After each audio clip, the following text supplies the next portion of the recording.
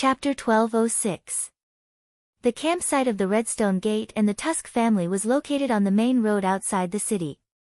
It used to be a temporary inn for mercenaries and caravans, but now it was used by the diplomatic mission. Because it was near the sedimentation bay, it was almost impossible to encounter any danger. Therefore, there was only a low wooden fence around the inn, and there was no entrance guard. Moreover, the only force that could pose a threat to the diplomatic mission was the other diplomatic mission. Therefore, the two parties did not intend to guard each other's campsite. They even used spears and shields to separate the two parties in the center of the inn to show which camp belonged to which side. Of course, most people knew that the dividing line was just a symbol. As long as the Lord of the Sedimentation Bay did not make a decision, the two diplomatic missions would not completely fall out with each other. Therefore, the sentries were just for show, not to mention that it was raining heavily outside. Therefore, when the 100 soldiers of the First Army approached 200 meters away from the inn, the two families still did not notice them. It was not until the knight's voice pierced through the curtain of rain and resounded above the campsite that the knight realized the situation had changed. This is the First Army of Greycastle, which has officially taken over the Sedimentation Bay. According to the law of Neverwinter, your current behavior constitutes illegal occupation and armed interference. You have 15 minutes to disarm and surrender. Otherwise, we'll take coercive measures, and you'll be responsible for all the consequences. If he had to describe it in one word, it would be inexplicable. The commander of the Tusk diplomatic mission opened the curtain and saw a man standing outside the fence, holding a strange cylinder and shouting loudly. Not far away, there was indeed a hanging flag with a faintly discernible different-colored emblem on it. It was definitely not a common family emblem in the kingdom of Wolfheart. However, he could not associate the sudden appearance of the 100 soldiers with Greycastle. To him, Greycastle was a distant and strange country that usually only appeared in various rumors. The other soldiers were covered in cloaks, and the rain beat down mercilessly on them. They looked pathetic from afar. In addition, the sparse team was clamoring to forcefully disarm 700 to 800 people, which deepened this unrealistic feeling. The commander walked downstairs and found that the mercenaries on the first floor were crowding by the window, using extremely vulgar language to curse the other party's maternal relatives and making all kinds of obscene gestures. If it wasn't for the rain outside and no one wanted to get wet, they would have probably spat on the face of the person who was shouting. Well, at least they're worthy of their lowly origins, the leader thought with some schadenfreude. However, as a noble, he had to consider things more thoroughly. For example, what if the other party was really someone from Greycastle? Perhaps he should first observe the reaction of his old enemy, Redstone Gate. After all, this group of people's request was to disarm and surrender. He couldn't really give such an order. Moreover, if he was the only one who sent his subordinates to negotiate, he felt that he was at a disadvantage. Since the two sides were so far apart, the commander didn't have to worry about the other party suddenly launching an attack. The mercenaries had already taken out their weapons, and there was not a single horse in the team of the cloaked man, which was enough for his subordinates to get ready. As time passed by, he completely ignored the First Army's warning, or rather, he didn't even realize the threat in the warning. For the nobles in the kingdom of Wolfheart, fighting was a time-consuming and clear process. They had to observe the enemy, make decisions, give orders, and form a formation to fight the enemy step by step. Even the powerful Church of Hermes couldn't break away from this category. It could be said that the First Army, which had been baptized by demons, was already on a different level from these nobles in terms of consciousness. The battle broke out so suddenly that almost no one could react in time. After a quarter of an hour, the first to open fire were the 4 mortars. They had completely replaced the heavy and inconvenient old front-mounted field artillery. Although they were not as powerful as the Longsong cannons, they were more than enough to destroy simple fortifications and wooden sentry towers. Because they could be disassembled and carried, the soldiers were full of trust in these weapons and often used them as attack horns during the war for unification. The courier station 200 meters away was instantly turned into ashes, and the curses of the emissary delegation were also drowned in the roar of the cannonballs. The wooden houses could not withstand the attacks of the mortars, and the air currents generated by the explosions tore the pillars, doors, and windows. After several rounds of bombardment, the houses in the camp directly collapsed. The commander of the First Army gave the order to charge. Everyone quickly surrounded the courier station with their guns in hand. More enemies were behind the barracks, but the two families did not organize any effective counterattack. A small cluster of fearless mercenaries had just rushed out from behind the smoke when they were shot down by a barrage of gunshots. In order to avoid being shot in the back, the First Army waited outside the courier station until the smoke and dust were suppressed by the heavy rain before they climbed over the fence and continued to advance. Every soldier was very cautious when they fired, not because they were merciful, but because they all knew that His Majesty's mine needed more workers. At the same time, the voices of persuasion rang out again. This time, most people chose to comply. The exchange of gunfire ended as quickly as it started. In less than 30 minutes, the threat that had put Baron in a dilemma was no longer there. After returning to the governor's mansion, Jean Bates still could not recover from the fierce battle. Although he had a psychological expectation of the strength of Greycastle, he did not expect them to be so strong, to the extent that it was not a conventional battle at all. At this moment, Baron finally understood what Iron Axe meant when he said, "Seeing is more intuitive than saying." As a witness, it was difficult for him to describe what he had seen. If he had to describe it, he would say that it was an unusual kind of feast for the eyes. The people of Greycastle carried out every action in silence in the rain, without any unnecessary words or communication. This kind of silence formed a sharp contrast with the deafening explosions, almost more impressive than the weapons they used. What on earth did these people go through to get to where they are today? Now do you believe that we can defend the sedimentation bay? Iron Axe's voice interrupted his thoughts. Jean Bate found that he could only nod and say nothing. "Relax," Iron Axe said with a rare smile. "You don't have to be afraid of the power of the First Army, especially after you've decided to serve His Majesty. Anyone who attacks the sedimentation bay is tantamount to a violation of His Majesty's dignity. This is no longer a problem for you alone. Don't forget, you're a member of Greycastle now." A member of Greycastle? What a strange way of saying it. Baron thought to himself. He had lived in the kingdom of Wolfheart for so many years, but he had never felt that he had anything to do with the kingdom. However, from the tone of the commander-in-chief of the First Army, it seemed that the two were naturally connected. He did not quite understand the reason, but he found that he did not dislike this way of saying it. Chapter 1207. It had to be said that the Baron of Sedimentation Bay acted quickly. Not only did he allocate half of the rooms in the governor's mansion for the army to use, but he also mobilized a group of maids to serve the army. However, Iron Axe refused to let them in because he did not want them to leak the secret. Looking at the few young people in the staff who had a reluctant look on their faces, he said expressionlessly, "It's time to work. Let's get moving.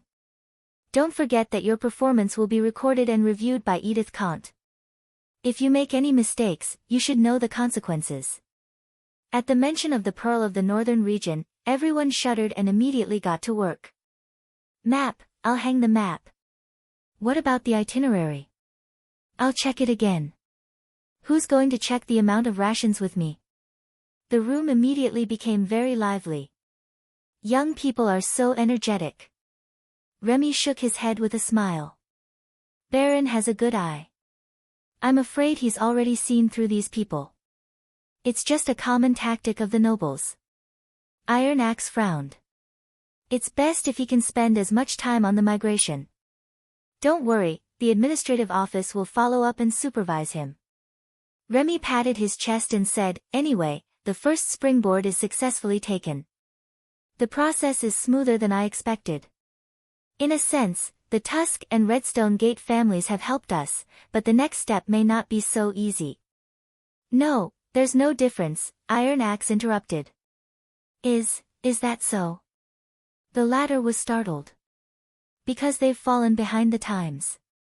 After that, he looked out of the window. The rain clouds were dispersing, and a small patch of blue appeared in the gloomy sky. "Because they've fallen behind the times." This was what Edith said to him a week before the departure. But this time, they did not meet in private. Instead, she invited him into the General Staff's office and arranged for him to take the meeting minutes.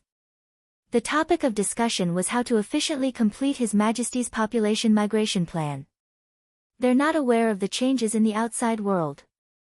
All their eyes are fixed on the wealth in their hands. They have no imagination and boast that they're good at calculating gains and losses. Most nobles are like that. If I'm not wrong, you're going to fight them one by one, right? If they hinder His Majesty's plan. Too slow. Edith said bluntly, this operation is different from the Unification War of Greycastle. We need to station troops in unfamiliar territories to ensure that the migration route is smooth, and the number of available soldiers will be constantly diluted. Even if we win in the end, the whole plan will take a long time. Edith said bluntly. Secondly, the power of Greycastle may make them not dare to confront you head-on, and the plan behind you may not be exposed immediately. If you wait until they cause substantial damage before taking action, you will appear blind, and it will damage His Majesty's dignity. Then what should we do? Confirm the target in advance and just pull one group to fight against another. Edith handed over a form to her. The screen was filled with options, with +1 and +2 marks at the back. What is this? It was the first time Iron Axe had seen such a special form. Threat assessment form? Rebel classification manual? At any rate, it wasn't important what it was called. This was something that I wrote based on the psychology of nobles. The criteria for reference included gender, heir, size of territory, number of troops, daily activities, and so on. All you need to do is fill in the relevant information and you will get a rough result. The more information you have, the better it will be for you to make a decision.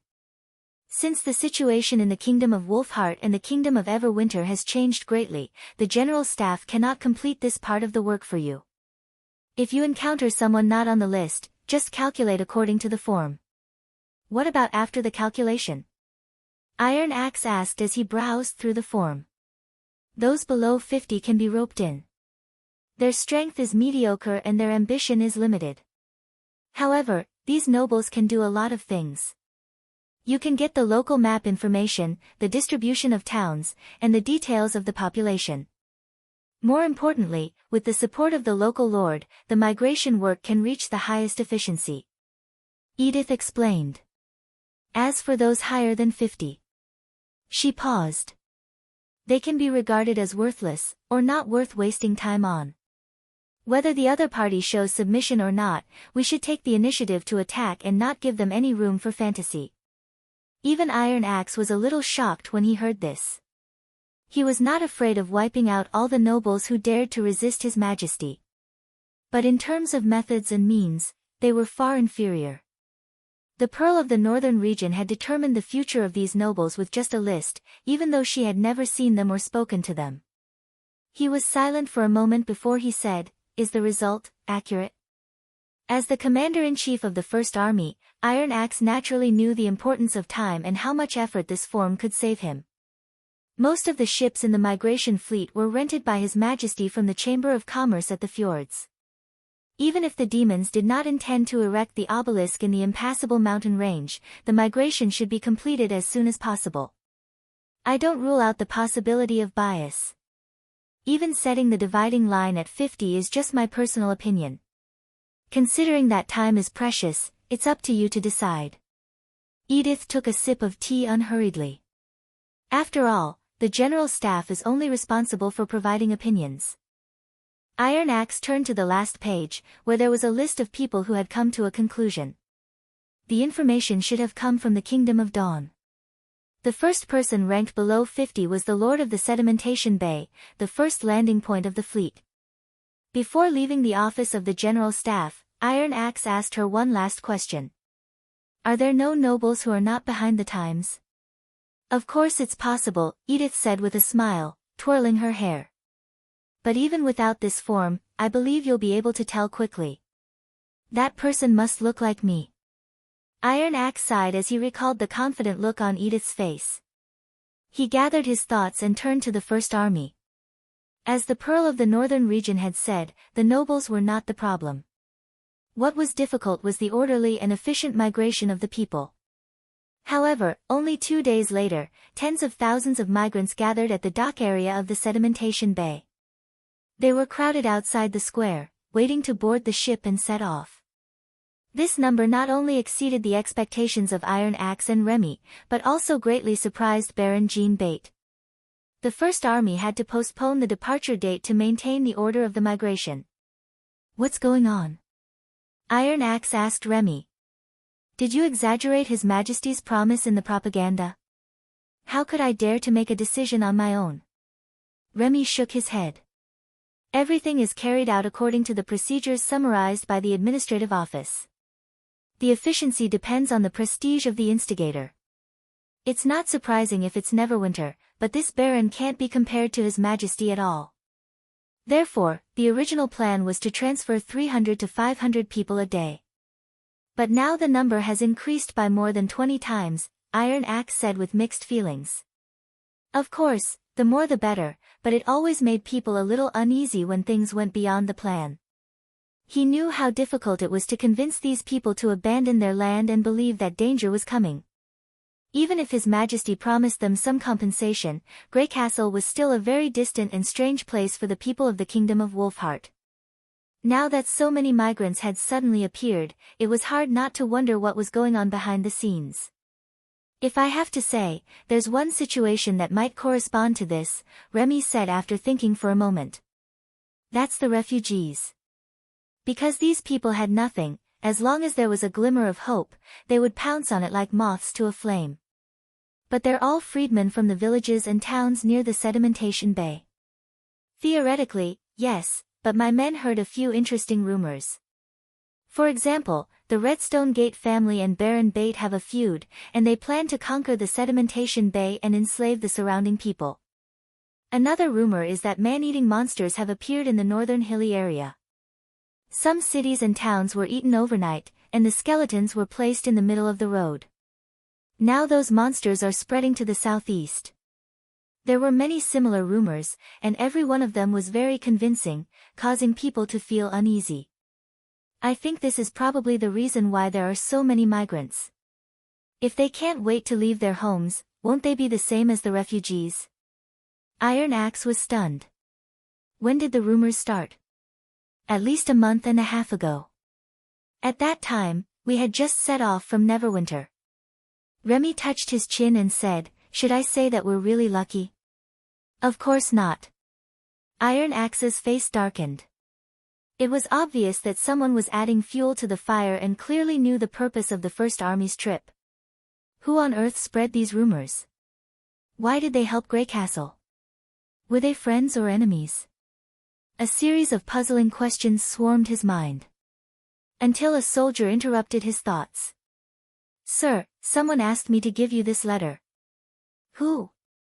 Iron Axe temporarily suppressed the distracting thoughts and took the letter. "He didn't write a name." "It's a little guy," the soldier replied. "But he said that he's also delivering it. I guess the writer doesn't want others to see it. I've checked it, and there's nothing in it except a piece of paper." The envelope was made of ordinary linen, which was much cheaper than sheepskin or cowhide, and was commonly seen in civilian markets. The opening of the bag was not sealed with wax. It was left open and looked very casual. Iron Axe took out the piece of paper and was surprised to find that it was completely black and hard and smooth. It was not something that ordinary people could afford. When he turned it over, there was only a line of small golden words on it. Chapter 1208. When the sun set, the temperature in the mountains dropped rapidly. "It's time to find a place to spend the night," Lightning thought. The temperature difference at the top of the impassable mountain was astonishing. After crossing the sea of clouds, the sunlight during the day seemed to be roasting people. If they did not cover their exposed skin, it was easy to be sunburned. Once night fell, the howling cold wind would quickly take away all the heat. If they slept on the treetops like they did in the misty forest, they would probably be frozen to death the next day. Therefore, it was necessary to find a shelter before the night completely enveloped the land. "Let's call it a day." Lightning took out the sigil of listening and said, I'm going to find a shelter. Bring some food back. Maggie could not reply while flying, but she knew that Maggie had heard her call. Then she descended and flew close to the ground. Before setting off, Agatha had repeatedly told her to either fly very high or fly close to the ground when looking for traces of demons, and never change the route at will. Otherwise, once they strayed into the area affected by the god's stone mine, no one would be able to save them. Lightning strictly followed this instruction. In this vast mountain range, no one could help her if anything happened. She had to take care of herself and Maggie at the same time. Because she had paid attention to possible hiding places during the previous search, she soon found a cave halfway up the mountain. The terrain here was like a stone forest, with tens of thousands of hills of almost the same height, densely packed together. Each hill was about the size of Neverwinter and would not attract a second glance from the outside. But here, there was a wonderful change, as if the top of the hill had been carved by a big hand. The gaps between the hills had become natural waterways. When there was a rainstorm, the mountain torrents would sweep down with great force. More importantly, the climate on the high mountains changed drastically. It could be clear on one side, but lightning and thunder on the other. If inexperienced explorers chose to camp in the mountains for the sake of convenience, it was very likely that they would be washed away by a sudden flood in the middle of the night. Therefore, regardless of whether there was an ideal shelter from the wind or not, they had to choose a high place to stay. Ever since she entered this mountainous region known as the Ridge of the Continent, she had witnessed similar situations several times. In addition, the mountains here were also different from other places. Most of the time, the stone walls of the mountain peaks should be steep and sharp, but these small mountains were basically round, and even shaped like a soft couch. They were full of holes, as if they were not naturally formed rocks, but the appearance of some solidified liquid. Fortunately, they still retained the hardness of the stone, enough to support a shelter. This time, the cave was quite large, about 10 square meters.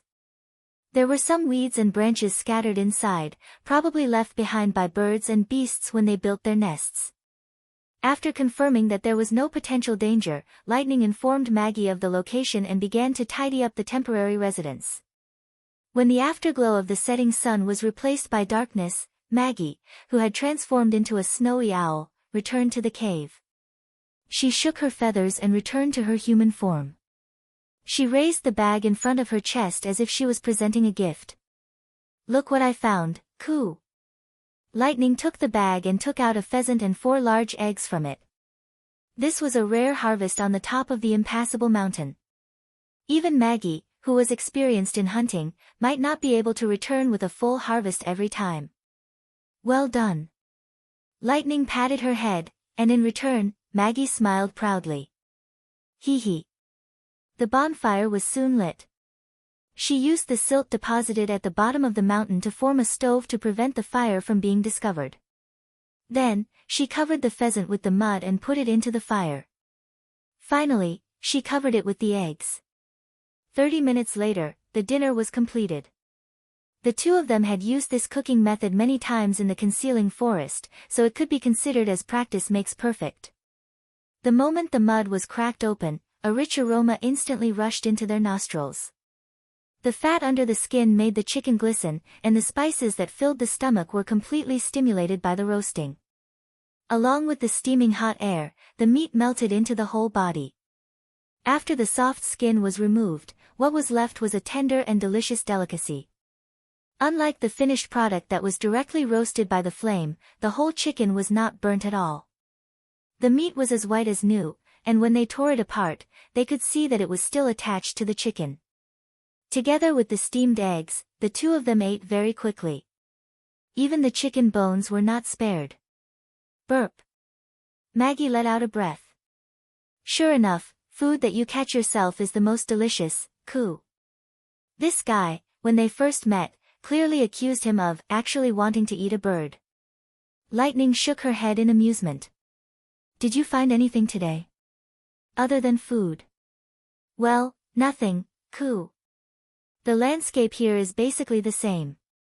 If there are traces of demons, I will definitely find them, Coo. Sure enough, if the god's stone mine was buried deep underground, it would be too difficult to find clues from the air. She wondered where the Tequila's reinforcement fleet was now. If they could give her a general direction, it would be much better than searching blindly.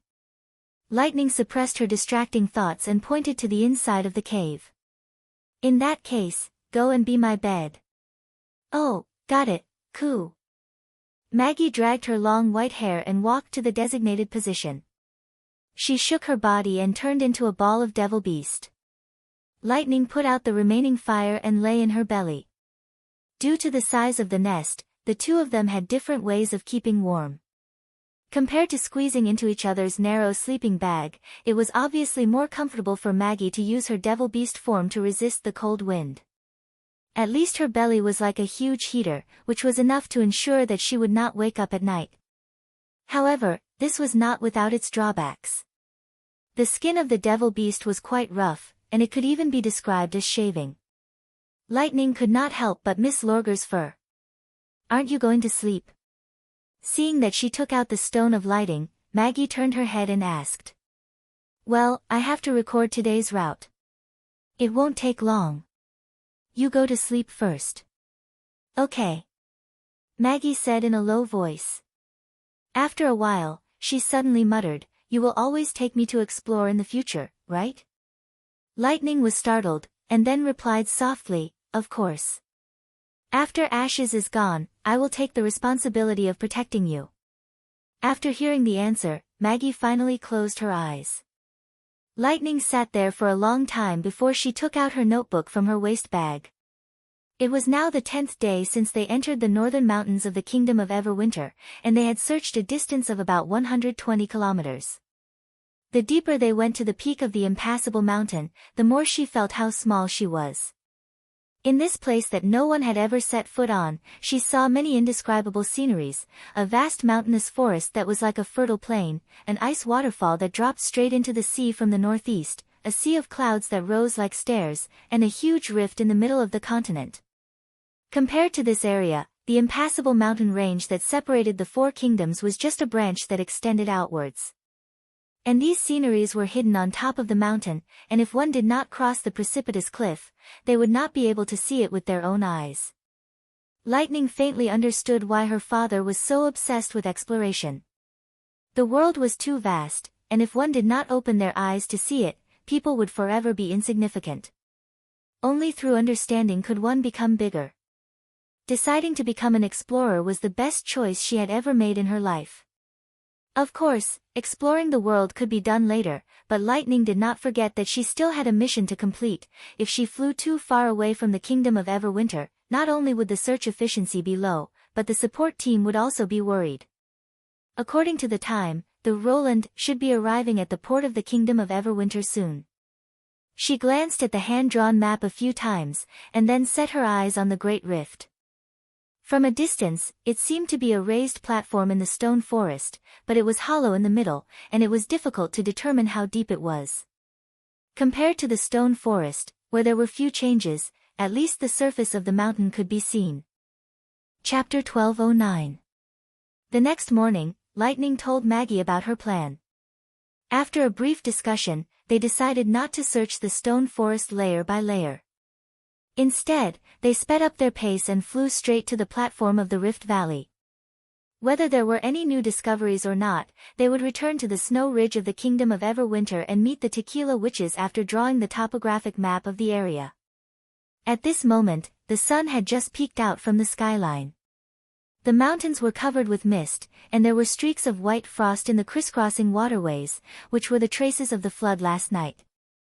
As the terrain slowly climbed, they saw more and more white until the whole mountain was covered with white. The Rift Valley in the distance was completely covered with snow. From afar, it looked like an upside-down white porcelain bowl. According to estimates, it was about 300 kilometers away from the Kingdom of Everwinter, which was as large as the southernmost region. The Union had also recorded this Rift Valley in the map of the Land of Dawn. It was believed that it was formed by a volcanic eruption, but now it had completely subsided. Lightning had also seen the volcanic craters on the searing fire islands that spewed thick smoke and sulfur all day long, but compared to this mountain, they were much smaller. 2 hours later, the exploration group approached the Rift Valley area. This spectacular and unique terrain was finally revealed to the two of them.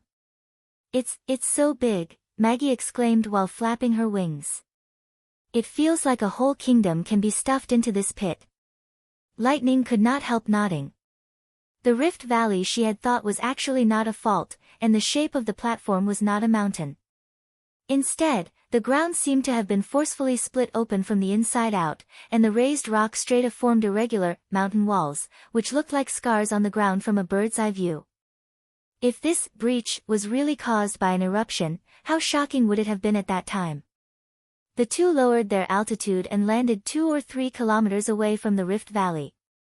To be on the safe side, Maggie was usually the first to take the lead. After all, she could blend in perfectly with the local environment. Even if the enemy ran into her, they might not be able to recognize her. "Listen," Lightning said. "Don't go deep into the cave. Circle around the crack and come back.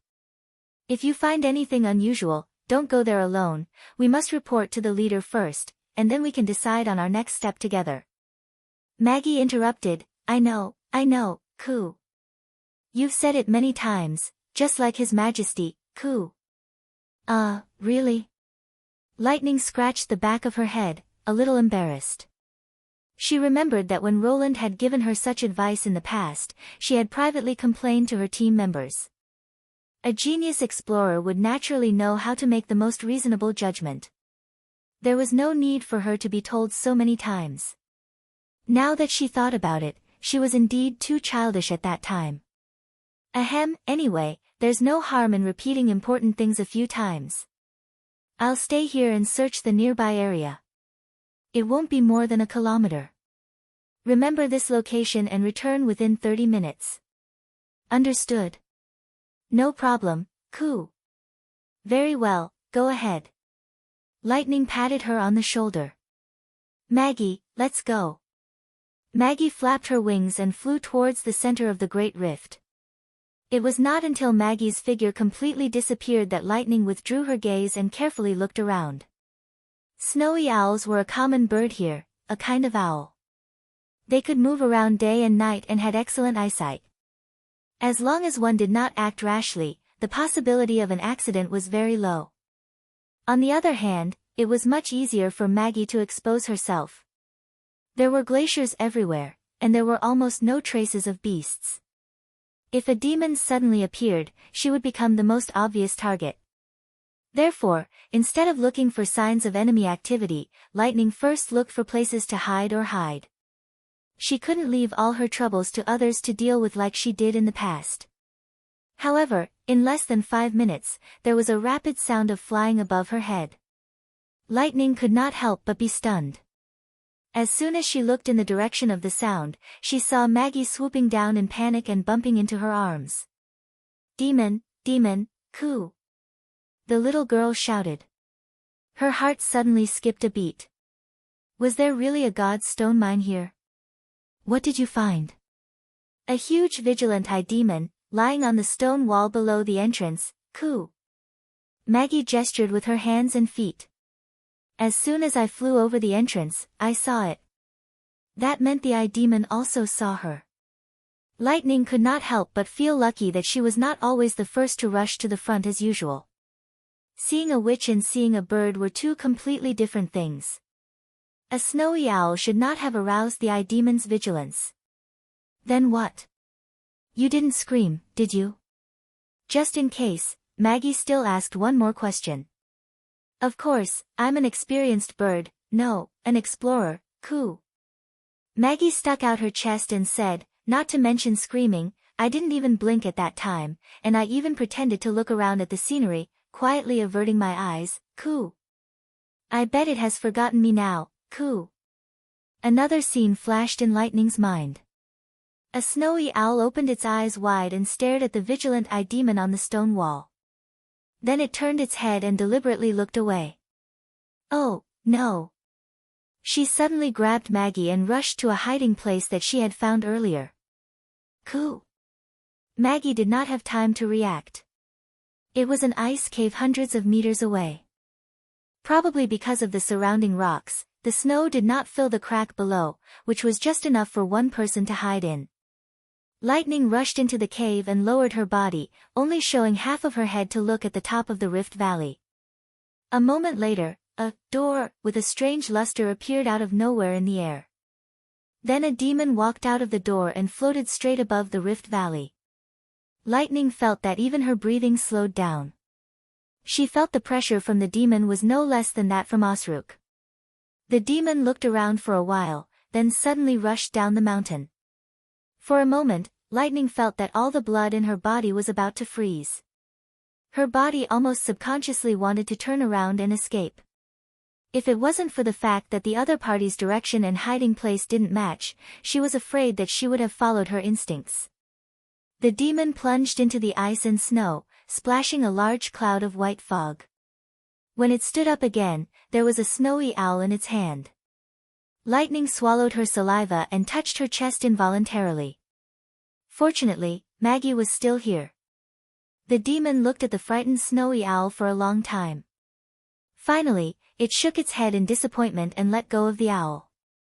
The snowy owl immediately screamed and flew into the sky, soon turning into a white dot. The demon did not stay for long. It clenched its hands again and tore open the door of light in front of it. Then it stepped into the door and disappeared in front of them. Lightning finally let out a sigh of relief. In this way, the exploration group's whereabouts were not exposed. Coo! What should we do next? Maggie finally realized her wrong reaction and asked with her head drooped. If it was in the past, Lightning would have tried to sneak into the Rift Valley from another direction. The Rift Valley was so wide that even the vigilant eye demons could not monitor every corner. For an explorer, the first one to discover something and the second one were separated by only one person, but the significance was completely different. If possible, she would always want to be the first one. However, at this moment, she was not just an explorer, but the leader of the Neverwinter Exploration Group and a sentinel who opened up new horizons for the First Army. No matter what was hidden under the Rift Valley, the appearance of the vigilant eye demons and the senior demon was a sign of extreme danger. She had to send the news back to Neverwinter as soon as possible and inform King Roland Wimbledon. Chapter 12:10. Did you find anything? After Haxord walked out of the distortion door, an upgraded aide-de-camp came up to him and asked. No. He opened his palm and looked at it for a while.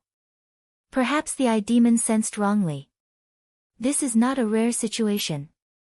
You can rest in the red mist pond and let me keep watch for you. The aide-de-camp paused. That.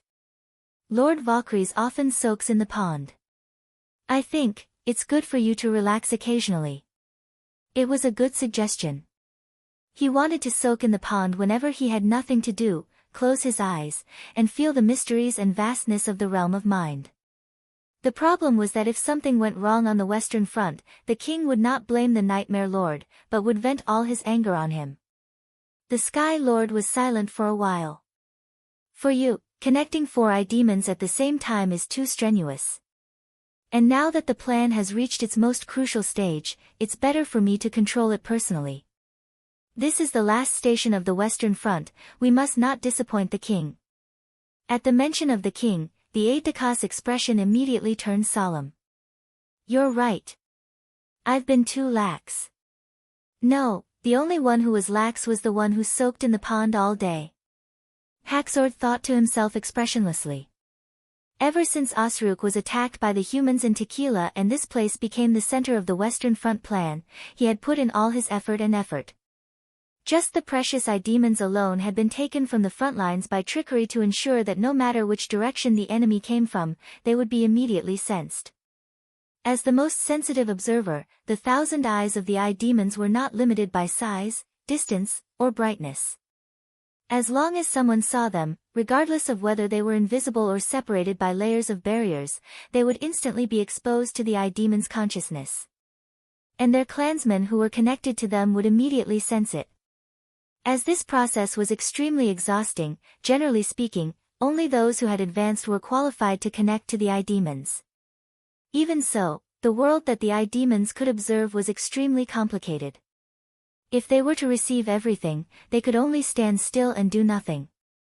Therefore, the eye demons would do a preliminary screening and judge every creature that saw them. Only those that were clearly threatening or had abnormal behavior would be submitted to the connection. What Haxord felt just now was the latter. But just as the aide-de-camp had said, it was not rare for eye demons to issue false alarms. After all, the behavior of living creatures was strange and difficult to understand. For example, there were people as unfathomable as the king, as well as freaks like Mask. It was normal for the eye demons, who lacked the ability to think systematically, to be unable to distinguish them one by one. In order to accommodate all the eyes that filled their heads, they had sacrificed too much in other areas. As a result, not a single eye guard had become a great dark monarch despite possessing magic power. Of course, this did not stop them from being an extremely rare species. The birth rate of their young was only higher than that of the hatchery and the mother of soul. After temporarily putting this matter aside, Sky Lord changed the topic. How's the revival of the birth tower going? The construction has been completed. Everything is going smoothly. Very well, come with me to take a look around. Yes, sir.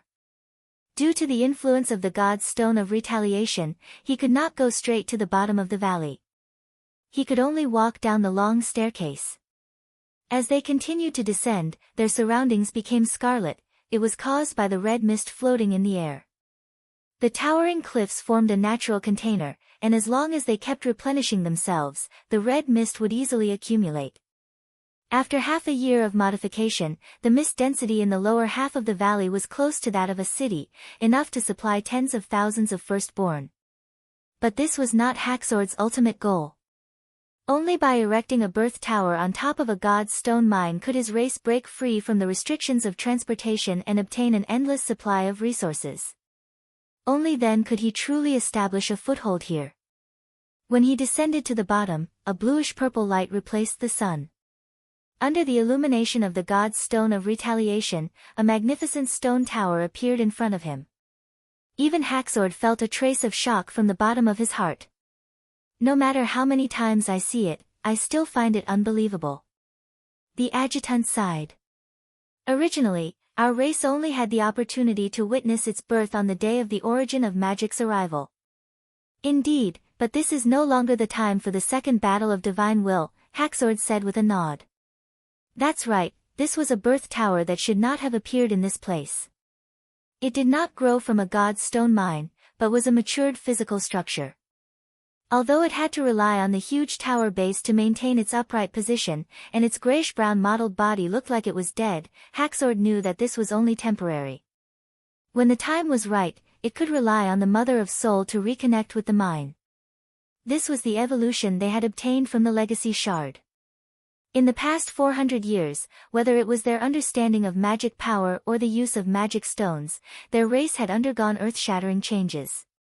And the most obvious change was their efforts to break free from the restrictions of the red mist. But there was one thing he did not say. It seemed that the same was true for humans.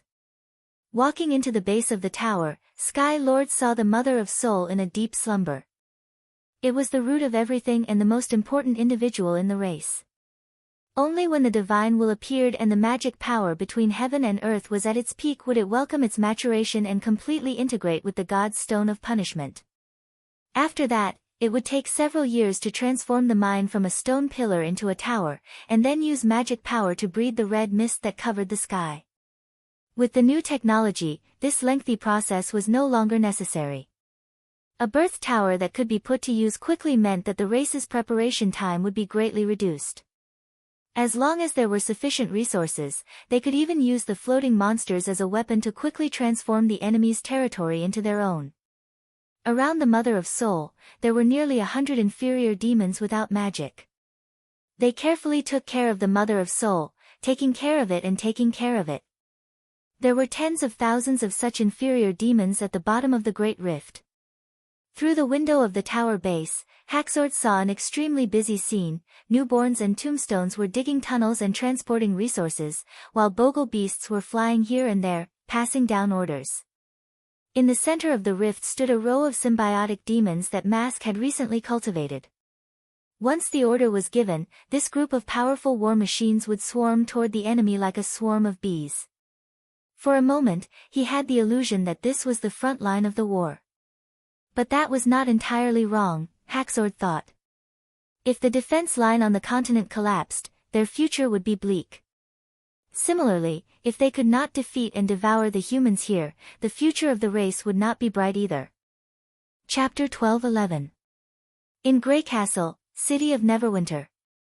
Due to the inconvenience of transporting Longsong cannons, the gun battalion was sent to the Kingdom of Wolfheart and the Kingdom of Everwinter to carry out His Majesty's population migration plan, while the artillery battalion was free.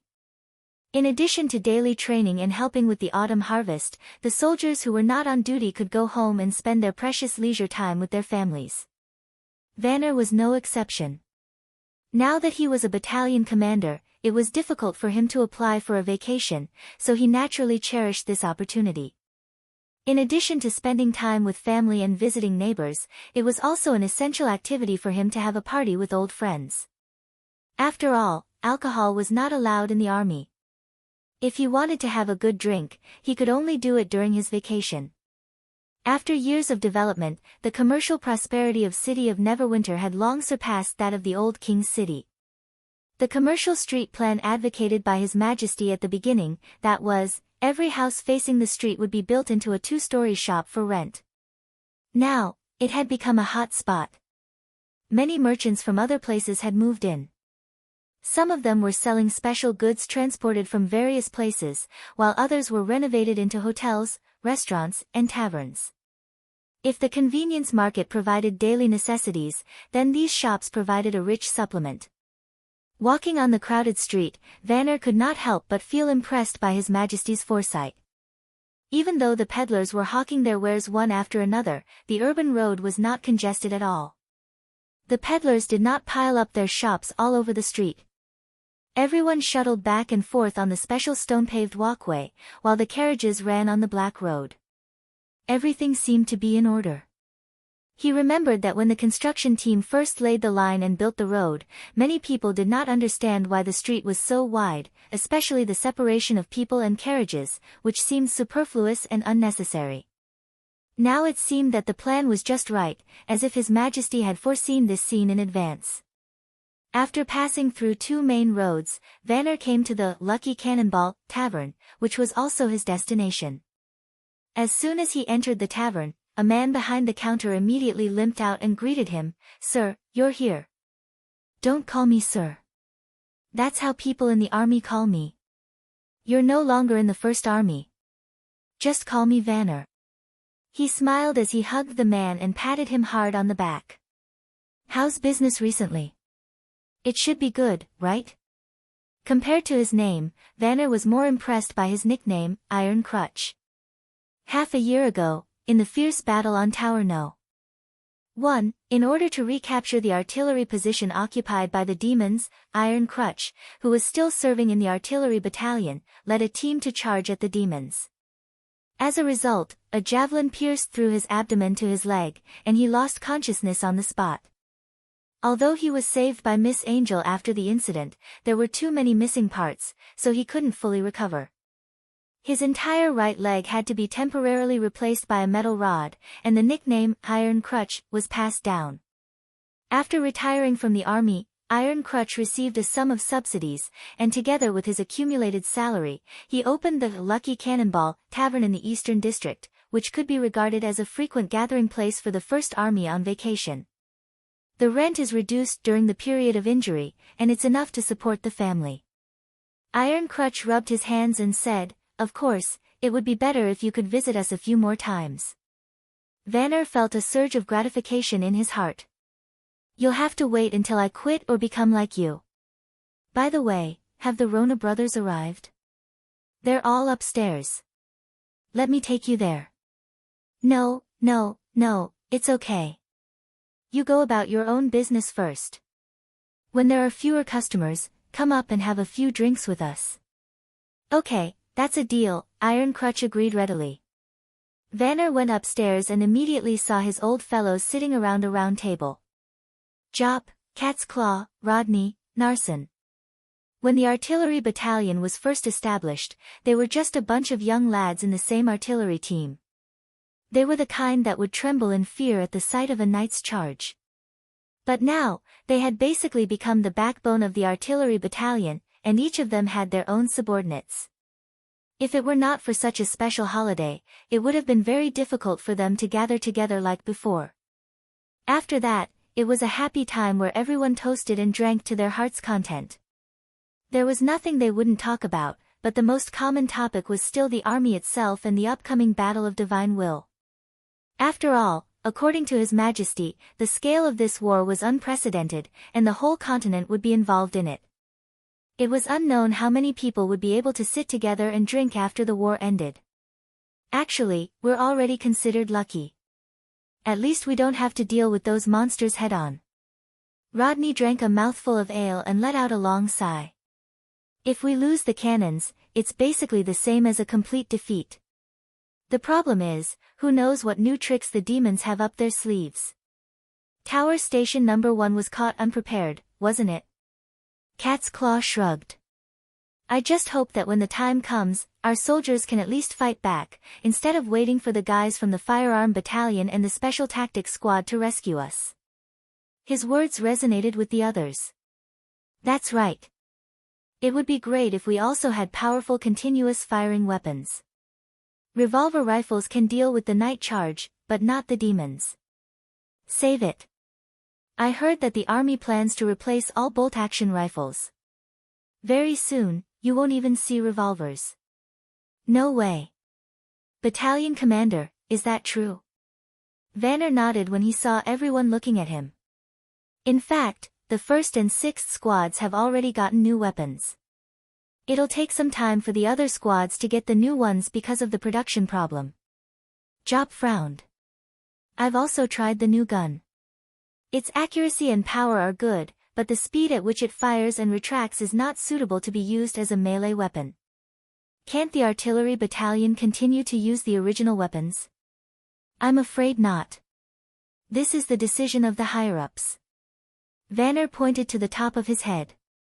The revolver uses old-fashioned black powder, and the bullets look the same. It's definitely more cost-effective to save some workers to make new bullets. Then, how about asking Sir Iron Axe to design a new weapon for us with His Majesty? Don't even think about it, Nelson snorted. If there's such a good thing, Brian and the others will have it. That's right. The artillery battalion only needs cannons, Cat's Claw said, imitating Brian's tone. Don't you always say that the thicker the pipe, the better? Let the gun battalion keep this kind of small pipe. Guys, let's drink. Everyone laughed and raised their glasses, but Vanner did not respond. He stared at the wine in his glass motionlessly, as if he was thinking about something. Battalion Commander. Vanner touched his chin and said slowly, what if we make it ourselves? Make what? A new flintlock? Cat's Claw raised his eyebrows. Battalion Commander, are you drunk? Come on. I don't know if you've noticed, but whether it's the shotgun used by the Special Tactics Squad or the Mark I heavy machine gun of the gun battalion, they all shoot repeatedly through the same air pipe. Vanner recalled and said, I've seen a lot of weapons that were dismantled and recycled. Although the structure is different, the principle is almost the same. Really? Why didn't I know that? That's why he's the battalion commander, not you. Rodney curled his lips and said, but even so, it requires a lot of manpower and materials, and the weapons factory is not under Sir Iron Axe's management. No, when I say build, I mean improve on the existing guns. The more Vanner said, the clearer his thinking became. We don't need to trouble the weapon factory, nor will it increase the burden on the administrative office. We only need the assistance of a skilled worker. The other three looked at Jop at the same time. Chapter 12:12. At noon the next day, they followed Jop to the second machinery factory in the industrial zone. After briefly explaining the purpose of their visit, Jop's brother, Lafitte, showed great interest. He took the rifle from Vanner and fiddled with it fondly. "Is this really okay? I used to be a miner, and now I only do rough work like polishing and cutting. If I accidentally break it..." "Brother." Jop coughed twice. "It's not a big problem if it's only one or two. After all, firearms can be damaged during practice." Vanner said frankly, "If it's more than this number, it only means that my idea is not feasible. I won't blame you." "I see." Lafitte nodded excitedly. "Then please leave it to me. But the machine tools in the factory may not be free. I'll try to find time to help you. Your brother seems to like flintlocks very much." Cat's Claw whispered to Jop. "That's not surprising." Rodney moved closer to Vanner. "Who doesn't like powerful weapons? It used to be swords, but now it's just flintlocks and cannons." Vanner couldn't agree more. After witnessing the power of the 12-pound field artillery, he gradually changed his hobby from cooking eggs to this duty. He opened the leather bag carried by his companion, took out a metal pipe from a scrapped heavy machine gun, and said to Lafitte, "Then let's start now." The rifle barrel was disassembled and fixed on the drill press. Lafitte twisted the switch, aimed the drill at the marked position, and carefully closed the distance between the two. When the drill came into contact with the barrel, the silk-like metal debris instantly splashed. For Vanner, this was a very fresh scene. Although he knew that both the steam engine and the Longsong cannon were processed from pieces of metal ingots, it was the first time for him to see them at such a close distance. In his mind, the indestructible steel was changing its shape under the drill bit by bit, as if its hardness no longer existed. This kind of experience was really amazing. According to Lafitte, some of the machine tools in the second machinery factory had been replaced by the third generation driven by Dawn Eye, which was much better than the machine tools driven by the steam engine in the past. Both the vibration and the noise were greatly reduced, and it could be started at any time. As long as the technique was good enough, some old masters could even carve flowers on a finger-sized iron rod. However, Vanner did not need such superb craftsmanship. After a night of thinking, he had sorted out his whole idea. In short, it was to use the least number of steps and a handful of resources to achieve the goal. After all, this kind of transformation must be easy to use, and it must not interfere with the normal production of the factory. For this reason, he had specially brought the air duct from the Mark I to simplify the process and save time. With the key components in place, the first step of drawing out the gunpowder was no longer a problem. The key was how to achieve continuous shooting. In fact, Vanner had long been interested in the heavy machine guns of the Flintlock Battalion. During the Northern Expedition, he had played with the treasures of the anti-air squads in the artillery positions. One thing he was sure of was that in order to accommodate a set of complex reloading mechanism, the body of the Mark I gun was much larger than the rifle. Also, the way the ammunition chain was loaded was different from the way the magazine was loaded. It was not realistic to move the entire gun over. Even if it was feasible, it would mean that the production of the heavy machine guns was already low, and they would have to allocate some spare parts for the artillery. Even if Brian remained indifferent, Sir Iron Axe would definitely scold him. The best way was to not make any changes to the gun body, and try to concentrate all the changes on the outside of the gun body. This should be enough. Lafitte finished cleaning the drilling hole and compared the rifle barrel and the air duct to the sunlight outside the window. If we cut off the extra part of the air duct, the two pipes should be able to match. Don't rush to connect them. Vanner took out a piece of white paper from his pocket and spread it in front of Lafitte. Next, I want you to make a part like this. There was a rather simple drawing on the paper. It was curved, about 1 finger long and 2 fingers wide, and there was a groove in the middle. What's this? Everyone came up and asked curiously. It doesn't look like a part of a gun. Vanner was also a little uncertain. After all, this was only his personal idea and had not been verified yet. However, in front of his subordinates, he could not show any weakness. Ahem, if everything goes well, this thing will replace our hands. 5 days later, many soldiers of the artillery battalion gathered on the shooting training ground of the First Army. They learned from their respective superiors that a flintlock specially designed for artillerymen was being tested. Unlike the equipment commonly used in the army, this weapon was not designed by His Majesty but was the brainchild of the battalion commander, Sir Vanner. Vanner's statement naturally aroused everyone's interest. Even though they were on vacation, they wanted to see what the new weapon looked like. To everyone's surprise, although the weapon on the test platform would jam and malfunction from time to time, it could indeed shoot continuously. As long as the trigger was constantly pulled, it could pour out all the bullets in its belly in a short period of time.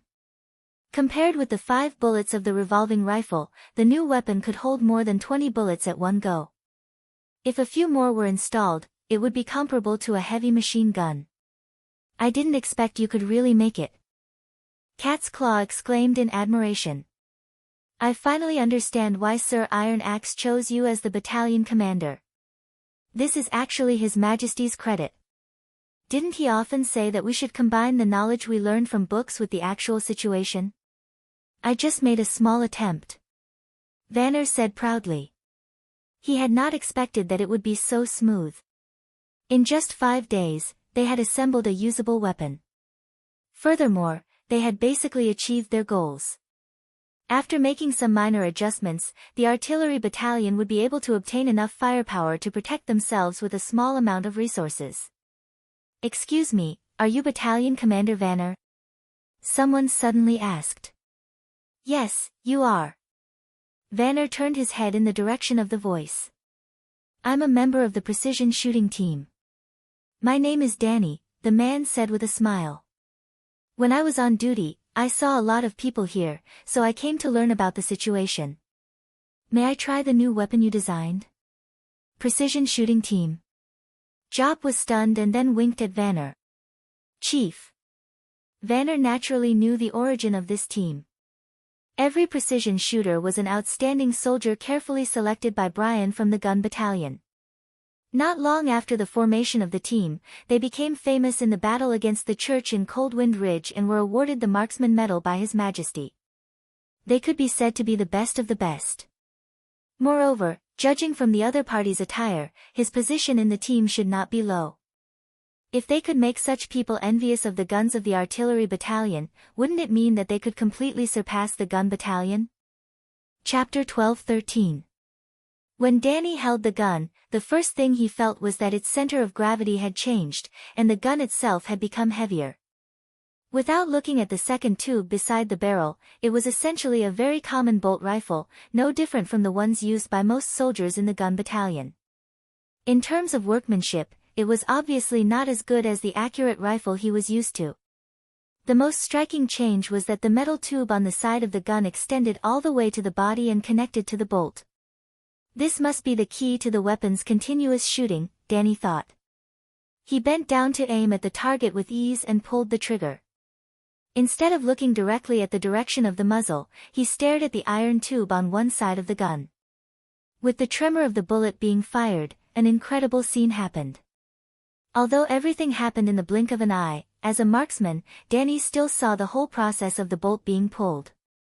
Almost at the same time, the long rod hidden in the iron tube seemed to be pushed out by something, and the metal plate at the end of the rod retreated together. The plate was connected to the bolt. According to common sense, the bolt, which was locked, could not be pulled out. If the bolt was pulled out by force, it would either stop retreating or break the long rod. However, the bolt bounced up along the hollow track in the center of the plate, unlocked, and successfully removed the cartridge. After that, the process was completely reversed. The long rod retracted back into the tube, and the bolt returned to its original position. The bolt fell back into the bottom along the plate and locked the barrel again. What a brilliant design! Danny sighed inwardly. This part was so easy to understand that even a layman like him could understand its principle at a glance. To put it simply, the long rod in the second iron tube was used to replace the movement of the hand. The ingenious part was that the long rod only needed to move in a straight line to achieve the 4 changes of lifting, pulling, pushing, and pressing. Without the intervention of the user, the long rod automatically prepared for the next round of shooting. On a whim, Danny fired all the remaining bullets. Smelling the intoxicating smell of gunpowder, he heard the long-lost voice. 1 out of 19 missed. Malt chuckled. What's wrong? Are you not used to the new weapon? I'm not used to it yet.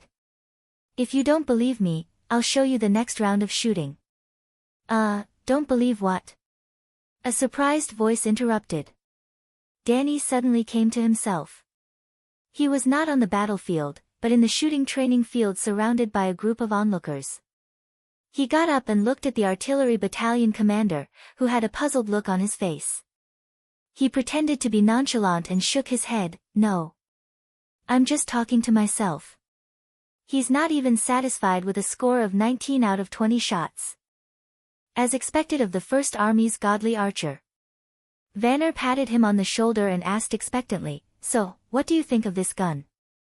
Danny knew a little about the open and veiled struggle between the artillery battalion and the flintlock battalion, but they were all working for His Majesty. He did not want to hide his admiration for the new weapon. Except for its stability and weight, it's almost perfect. If possible, I hope the weapons of the precision shooting team can be modified in the same way.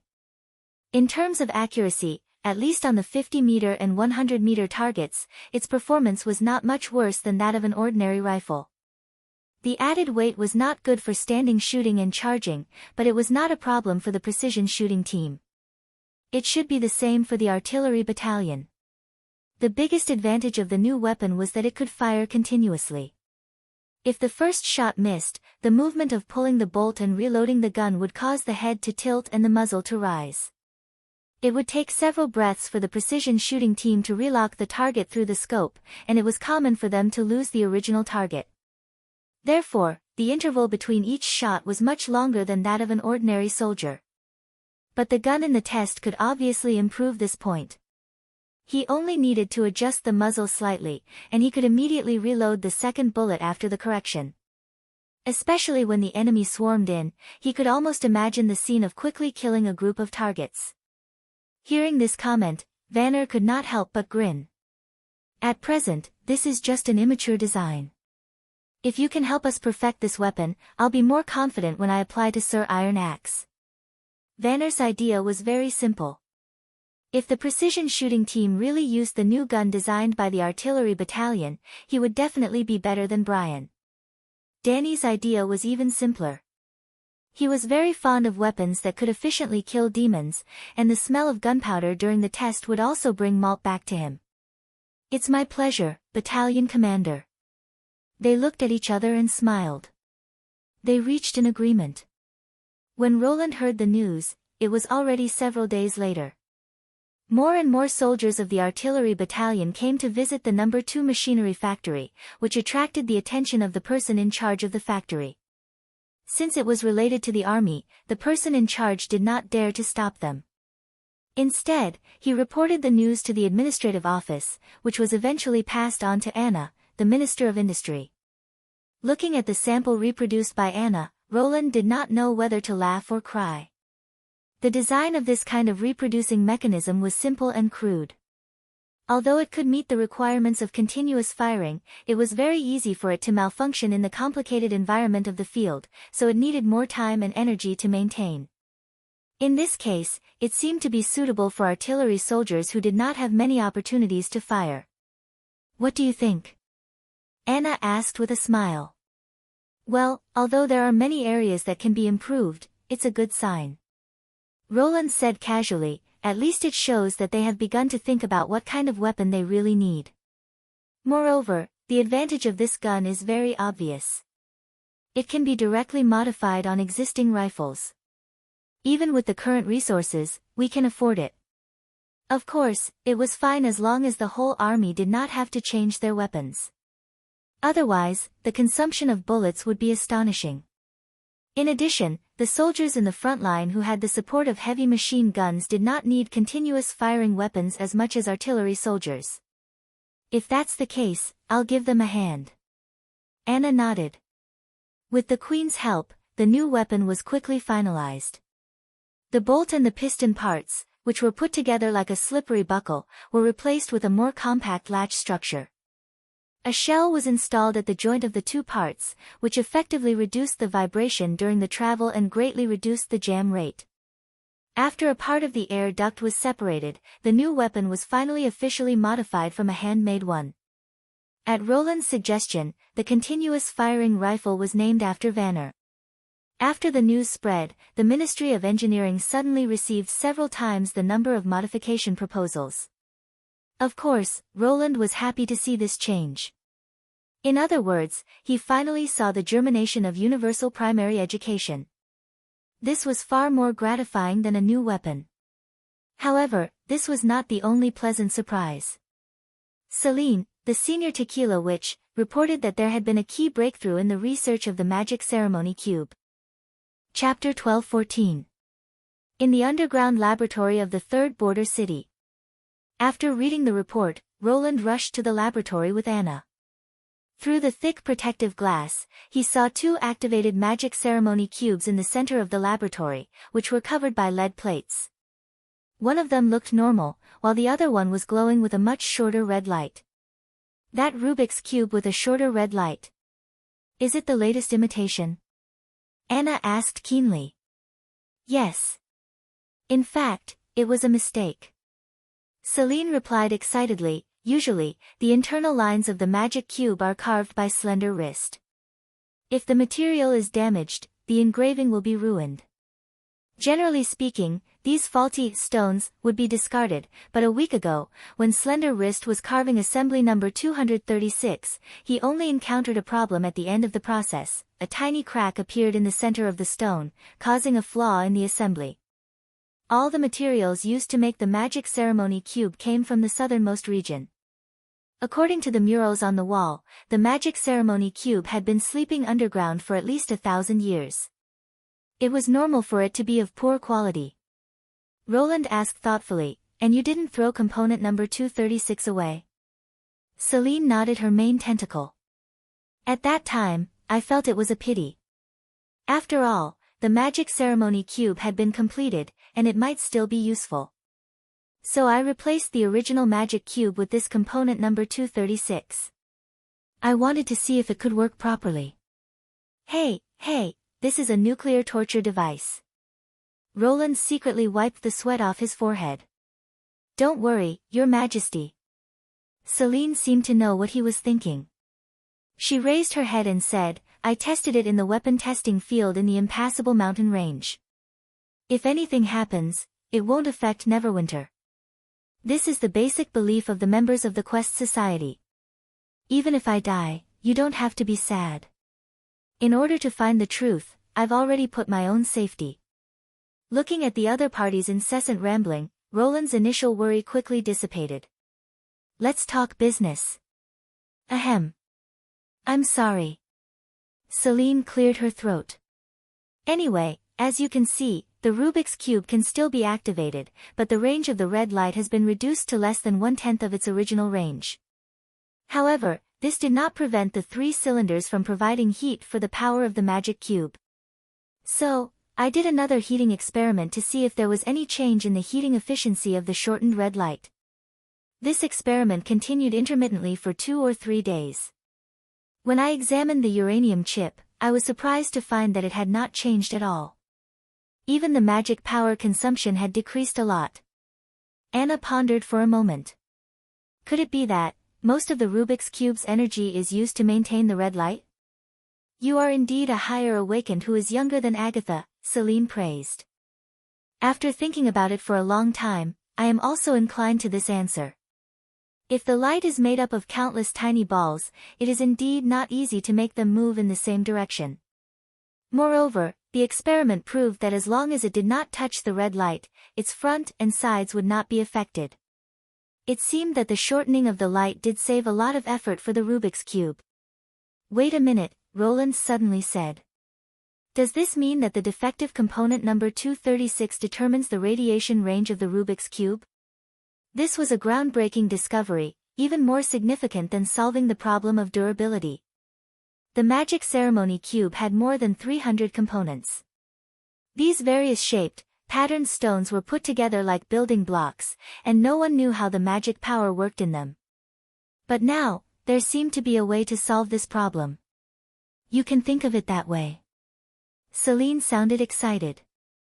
Maybe the engravings on each component have a specific function. If we can figure out the meaning of the engravings, we might be able to understand how the magic ceremony cube uses its magic power. Each component is responsible for one function. From this point of view, the Radiation Clan's way of thinking is quite similar to ours. Anna could not help but laugh. Should I say this is the luck of mankind? Of course. Roland nodded without hesitation. Of course, he understood what Anna meant. Different civilizations were vastly different, not just in terms of form and language, but also in terms of thought. The chances of finding an object that he could understand and comprehend were minuscule. The underground civilization was an example. It was also a core instrument that controlled magic power, but it could only be controlled by a carrier. Celine had studied it for hundreds of years, but she still could not understand its principle. This showed how difficult it was. In a sense, civilizations were lonely. While he had reassured everyone by saying that they could learn the knowledge of fallen civilizations without relying on the legacy of the gods, it was not an easy task, especially when there was no one to guide them and they had to fumble around on their own. When their way of thinking was completely different, how could they learn from each other's achievements? If Celine's speculation was correct, a civilization that could resonate with mankind might bring new ideas to the study of magic power. By the way, Anna suddenly smiled playfully at Roland. Now that the power of the magic cube has been finalized and there has been a breakthrough in its durability, shouldn't you fulfill the reward you promised? Looking at the pair of clear blue eyes, Roland found that he could not say a word of rejection at all. Yes, yes, yes. Your Highness. He could not help but smile. I'll show you when we get back. Tut, tut, tut. Boom. The faint noise outside the window made Soroya lift the quilt in a daze and sit up. Ha! She yawned sleepily and reached for the end of the bed, looking for her clothes. This sound was very familiar to her. It was the roar of the steam engine. When it sounded, it also meant the beginning of a new day. Busy and orderly work was about to begin. But it was really early. She looked at Echo, who was still sleeping soundly on the other side of the bed, and quietly put on her coat.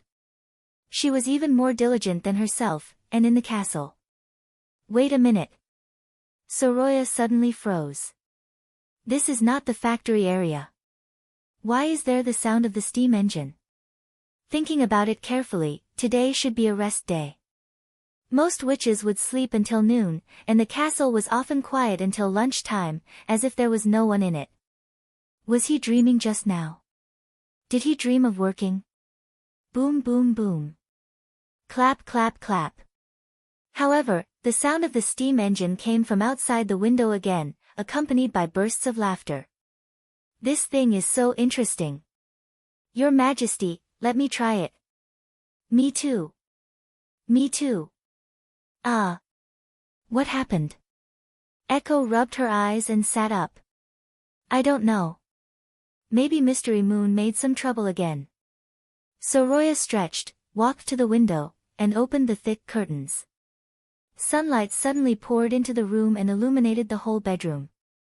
Obviously, the sun was already in the middle of the sky, so it was not too early. After her eyes adapted to the light, she looked downstairs, and then she could not help but be stunned. The castle gate was surrounded by Sisters of the Witch Union. Everyone's eyes were fixed on the center of the courtyard, and their faces were full of eagerness. Following their gazes, Soroya saw Princess Anna sitting in a strange four-wheeled carriage. Even without a horse, it was still running around the courtyard very happily. In the carriage, Anna's smile was so bright that it even overshadowed the warm morning light. Chapter 12:15. Your Majesty, what is that thing that Princess Anna is driving? Roland turned around and saw Echo and Soroya running out of the castle. It's a car. A Rubik's Cube car. Before he could speak, Mystery Moon had already answered, if you want to experience it, stand behind me. Don't jump the queue. Hey, car. Soroya repeated the new term. A car driven by a steam engine. Aha, but the boiler part was replaced by the relics of the radioactive people, so it can be reduced to this size. Mystery Moon yelled the news she had heard. But compared to an electric motor, they're still a bit too big. If it's driven by Dawn Eye, it'll be the perfect form of a car. No, it should be called a magnetic car. Who's the one who says that it's too tiring to enchant dozens of copper rods? Lily curled her lips and said, now you want to enchant a car. Ah. Mystery Moon lowered her voice. I haven't been an adult for long. I don't have enough magic power now, but it doesn't mean I'll be like this in the future. Maybe the next time I awaken, I'll be able to enchant a lot of Dawn Eye easily.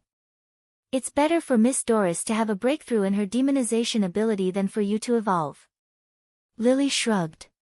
If you keep nagging, I'll steal your chaos drinks. Don't you dare. Ha. Phyllis covered her mouth and chuckled. In fact, whether it's driven by steam or electricity, it's still called a car. Huh? Really? All the witches looked at her in unison. Well, in the dream world, it's named like this. Phyllis could not hide her pride in her words. Compared with the one driven by Her Highness, the cars there are much more complete. Not only can it avoid the wind and rain, but it also has heating in winter and air conditioning in summer. It can even be used as a mobile house. As for driving, it's as fast as lightning. Even the best horse can't catch up with it. Have you ever driven one? Mystery Moon was so envious that her eyes almost popped out. Of course, Phyllis said intoxicatedly. I once drove His Majesty's car across the endless highway. When the speed was at the limit, the roar of the wind almost covered everything, and the car was shaking as if it was cutting through the wind and waves. That feeling was really exciting. In fact, it was because the soundproofing of his car was too poor. Coupled with the suspension of the scooter, it was as if it was going to fall apart once it was on the highway. Roland couldn't help but facepalm. It was clearly just a plain van, but the other party described it as a luxury car. This contrast really made him feel a little ashamed. But then again, no matter how cheap it was, the completion rate was much higher than this Rubik's Cube car. From the beginning to the end, the car only took less than 4 days. It used a steam engine at the front and a heating tank at the back. The entire power system was simply and crudely fixed on the frame, and a sofa was installed in the middle. Then, the car was completed. It did not have a traditional gearbox or even an accelerator. Apart from the steering wheel, clutch, and brake, the speed was controlled by the air valve next to the seat. When the magic ceremony cube heated the water enough to drive the steam engine, the car could start to move. As the steam pressure in the pipe gradually increased, the car would move faster and faster. Depending on the opening and closing of the air valve, part of the steam would leak out from the tailpipe, so that the steam engine would not be overloaded and the speed could be controlled. In other words, the only way to slow down was to release the brake and the clutch, and the only way to speed up was to release the brake and let the car gradually return to its maximum speed. At the same time, under high air pressure, the gears that were rotating at high speed would probably be damaged. Therefore, once the car came to a complete stop, the air valve must be opened to reduce the air pressure and then the car would start to climb again at a low speed.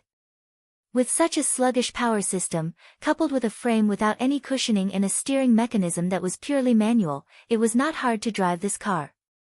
But even so, Anna was still smiling extremely happily, like a little girl who had received a gift she liked. She ran around the courtyard again, and even now, she still had no intention of stopping. Not only Anna, but the other witches who had heard the news also showed an extraordinary interest in the car. Exclamations and discussions could be heard without end. After the final battle of the tequila, the long-lost laughter returned to their faces. The only thing that disappointed Roland was that Tilly was not among them. According to Nightingale, Tilly had recently devoted all her time to the training of the aerial knight and even came to the castle less often. Roland guessed that it would be difficult for Tilly to untie the knot in her heart until the demons were completely destroyed. When Anna slowly stopped the car and asked the witches, "Who wants to try it?" she was instantly surrounded by the witches. In the end, Sylvie, who had first noticed the magic cube car and rushed to the scene, became the second driver after Anna. "How do you feel?" Roland asked Anna, who had returned to his side. "It's more interesting than I thought," she said with a smile. "Thank you, Roland. It's great that you could teach me this." Hearing her serious answer and her dazzling smile, Roland was slightly dazed. After a while, he turned his head away in embarrassment, as if he had returned to the time when he first met her. "Well, as long as you're happy." "By the way," Anna said, blinking. "If Celine can find a stable way to make the magic ceremony cube, it should be useful in the battle of divine will, right?" "In theory, yes." Roland coughed twice and pulled back his drifting thoughts. Compared to other power sources, as long as the water supply is guaranteed, the machinery driven by the magic cube steam engine can keep running. The longer the battle line is, the more obvious its logistical advantage will be. For example, the armored war machines with long-song cannons above their heads. Phyllis interrupted excitedly. "If you can make them, there's nothing to be afraid of even if you encounter the spider demons at close range." Indeed, as long as the power was up to standard, armored troops would no longer be out of reach, especially the powerful tanks that could attack and defend. Ever since they were invented, they had become the main characters that dominated the land. Even if they were just born, they could withstand the spears and bone needles of the mad demons and the spider monstrous beasts, creating a bloody path for the soldiers behind them. But at the same time, the production of such weapons required a lot of accumulation, not only in terms of technology and practice, but also in terms of the workers. Anna could not produce biplanes and armored weapons at the same time, so it was unrealistic to directly start the project of the King of Land Warfare. In the end, given the limited resources and production level, this part of the work had to be completed by the constantly expanding number of workers in Neverwinter. Therefore, the first project that came to Roland's mind was not a tank or an infantry fighting vehicle, but a civilian equipment. It could greatly improve the efficiency of farming and save more industrial workers for the kingdom. In addition, it used the same technology as armored vehicles, so it was very suitable to use it to accumulate relevant talents. When necessary, its production line could immediately be transferred to the production of weapons and equipment. Chapter 12:16. "Ah! Help, I can't turn around, can someone help me?" While Roland was thinking about how to make better use of the power of the magic cube, he suddenly heard a familiar scream in the courtyard. He looked up and saw that the car did not detour around the courtyard but rushed into the flower bed in the center of the courtyard. The person sitting in the car was Mystery Moon, who had replaced Sylvie. This idiot." Lily gritted her teeth and said, "Hit the brake." "I hit the brake, but I can't." "Ah!" Mystery Moon cried in panic. The out-of-control steam car swerved left and right in the flower bed. When it rushed out of the flower bed, it happened to crash into the castle gate. "Your Majesty, watch out." Vendi's face changed dramatically. The crowd was instantly thrown into chaos. Holy sh**t, Roland stared at Mystery Moon, who was hugging the steering wheel with her eyes closed. How could a car without the accelerator be so powerful? Was she a female driver from the other world? To his surprise, none of the witches around him scattered. Instead, they all stood in front of him. In an instant, all kinds of abilities swarmed out. Anna's wall of black fire and Lotus's ravine formed a barrier between him and the courtyard.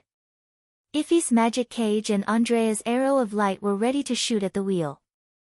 Nightingale also grabbed his arm and was ready to drag him into the mist at any time. In the end, it was Phyllis and Lorgar who stopped the car accident with pure strength. They immediately stood in front of everyone, grabbed the anti-collision bar of the car, and lifted the front wheel off the ground. Anna manipulated the black fire to turn off the magic ceremony cube. The steam engine, which had lost its pressure, quickly calmed down. Everyone, run. Mystery Moon still held the steering wheel tightly and shouted. "You big, stupid, fool. Lily jumped over the ravine and climbed into the car. She slapped Mystery Moon hard on the back of the head, making her scream disappear. Mystery Moon opened her eyes and covered her head with her hands. Mystery Moon. Seeing Vendi and Scroll aggressively surrounding her, Mystery Moon finally came to her senses. I'm sorry, I was wrong. However, it was too late for her to apologize. Before the head of the detective group could defend herself, she was dragged into the castle by the two girls. You're the one who gets into trouble every time. Cancel this week's vacation. Copy the rules of the Witch Union 100 times. There are still 5 more sets of exercises. You can only eat after you finish them. It was not until Mystery Moon's wailing disappeared in the castle that the witches shivered as if they had experienced it themselves. Of course, Her Highness the Queen was not included. I've checked the car, and there are no problems with the steering and braking mechanism.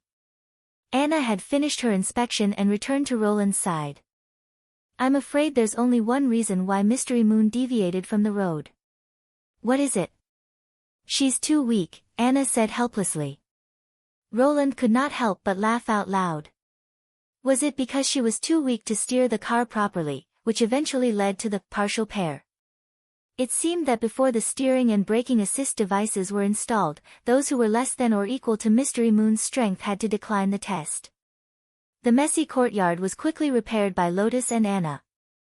Looking at the witches who were staring at him, Roland laughed and shook his head. If you still want to leave, you can ask Anna. As long as she agrees, I have no objection. Just be careful not to tear the castle down. By the way, don't forget to come back for lunch. Yes, Your Majesty. Please let me be the first to board the carriage. Hey, I was the first one. Once again, the courtyard was filled with everyone's joyful laughter. Sir, here we are. The carriage slowly stopped in front of a tavern. Victor Lothar got out of the carriage, threw 2 silver royals to the coachman, and then walked into the tavern. You're here, Mr. Victor. Soon, a pretty woman in a close-fitting white robe trotted over and took the luggage from his hands enthusiastically. The boss has prepared a room for you. Please follow me. It was still the largest room on the top floor. Everything in the room was the same as when he left, including the incense, wine, and his maid, Tinkle. Victor nodded with satisfaction. This was the power of money. Although it could not reverse life and death, it had the magic power to freeze time. You were away for a long time this time. Tinkle quickly opened the curtains, set up the window, and poured him a cup of hot tea. The boss guessed that you might have been robbed or encountered a shipwreck when you went out to sea and would never come back. Every day, he asked the accountant to count the golden dragon you left behind to see how long it could pay for the room. On the one hand, he wanted to rent the room to someone else in advance, but on the other hand, he dared not violate the contract laws of Neverwinter. He was so embarrassed that I could die of laughter. Looking at the lively maid, Victor felt the fatigue accumulated from the long journey dissipated a little. Aren't you afraid of him knowing that you said these things? Tinkle stuck out her tongue. Unless you tell him secretly. By the way, where have you been these days? Are you busy with a big business? Sort of. Victor sipped the black tea. I've been staying in the southern region for the past 6 months. Oh, the southern region. Tinkle tilted her head and said, there aren't many gems there, right? There are gems everywhere, as long as you know how to find them. He shrugged. For example, in the southern region, gems grow on branches. Sir, you're teasing me again. The maid pouted. Victor smiled. He knew that the maid would not believe him. In fact, even he himself found it hard to believe that a cotton field could be more beautiful than gems before he saw it with his own eyes. The seeds cultivated by Miss Leaf could be described as incredible. When the shrubs grew up, the cotton that bloomed from the flowers and fruits was big, fluffy, and as white as snow. Compared with the thin cotton buds in his memory, it was almost like a different kind of crop. During the planting period, he did not stay idle. He mobilized a team of tailors from his hometown, hired people to build a factory in the port of Clearwater, contacted contacts, and prepared a trade route. As soon as the cotton field was harvested, he was immediately busy. Things went better than he had imagined. As soon as the new cotton was put on the market, it quickly overwhelmed other similar goods with its extremely high quality and affordable price. From quilts to cotton-padded clothes, every product achieved very high sales in various cities. Of course, Victor did not forget the competition that His Majesty had mentioned. When other merchants began to buy Miss Leaf's cotton seeds from Neverwinter, this part of the market would definitely be squeezed. Therefore, on top of the simple cotton products, he also prepared a series of high-end products, mainly sets of clothes. From the design, materials, and tailoring, all of them followed the path of excellence. He also embroidered a unique 5-colored gem logo on the cuffs and collar of each piece of clothing to show that it was different from others. This kind of clothing, which was very upper-class style, was soon recognized by some people, and gradually gained a special nickname, Rainbow Stone. In addition, he did not give up on those low-priced products. Whether it was quilts or robes, they were all marked with the same logo. The only difference was that the line used for the logo was monochrome. Victor vaguely felt that in this way, even if other merchants lowered the price than him, there would still be some people who would choose ordinary clothes embroidered with the Rainbow Stone logo, just like in the past when they sold jewelry, the nobles preferred the works of famous carvings. "How long will you stay this time?" Seeing that he did not continue the topic, Tinkle changed the topic. "About 3 or 4 days. I have a lot of things to do in the Southern Territory," Victor replied. "Are you leaving so soon?" The maid's voice was a little lower. He immediately understood what she was thinking. If she did not renew the room this time, she would have to serve other customers, which was obviously much more troublesome than getting paid for cleaning the room every day. Victor did not think it was a big deal, but compared to changing a maid, he felt it was better to let Tinkle continue to serve him. Before he got tired of it. "Don't worry, I'll pay the Golden Dragon the next time I return to Neverwinter." "Really?" Tinkle's eyes lit up. Chapter 12-17. In the past 6 months, although Victor Lothar had been staying in the Southern Territory, he had been paying close attention to Neverwinter. In his eyes, this city would undoubtedly be the center of the future, not only for Greycastle, but also for the other 3 kingdoms and the fjords. Since the publication of Greycastle Weekly, he had ordered his men to buy it as soon as possible and send it to the port of Clearwater. This time, he took the time to return to Neverwinter because of 2 major events he had read in the newspaper. One was the sale of the Miracle Building, and the other was the premiere of the new magic movie, The Dust of Oblivion. He did not understand why the King of Greycastle was so concerned about ownership. For example, he needed to obtain an ID card before buying a house, which meant that he was a Neverwinter citizen. The problem was that this ID card did not restrict his movements. Whether he stayed in the port of Clearwater or returned to the City of Glow, there were no restrictions. In this case, what was the point of emphasizing that he was an official citizen of Neverwinter to a traveling businessman like him? In any case, it was fine as long as he could participate in the purchase. The tallest building in the whole continent, and it was located in the center of the new King's City. Anyone who came to this place would not miss such a magnificent view.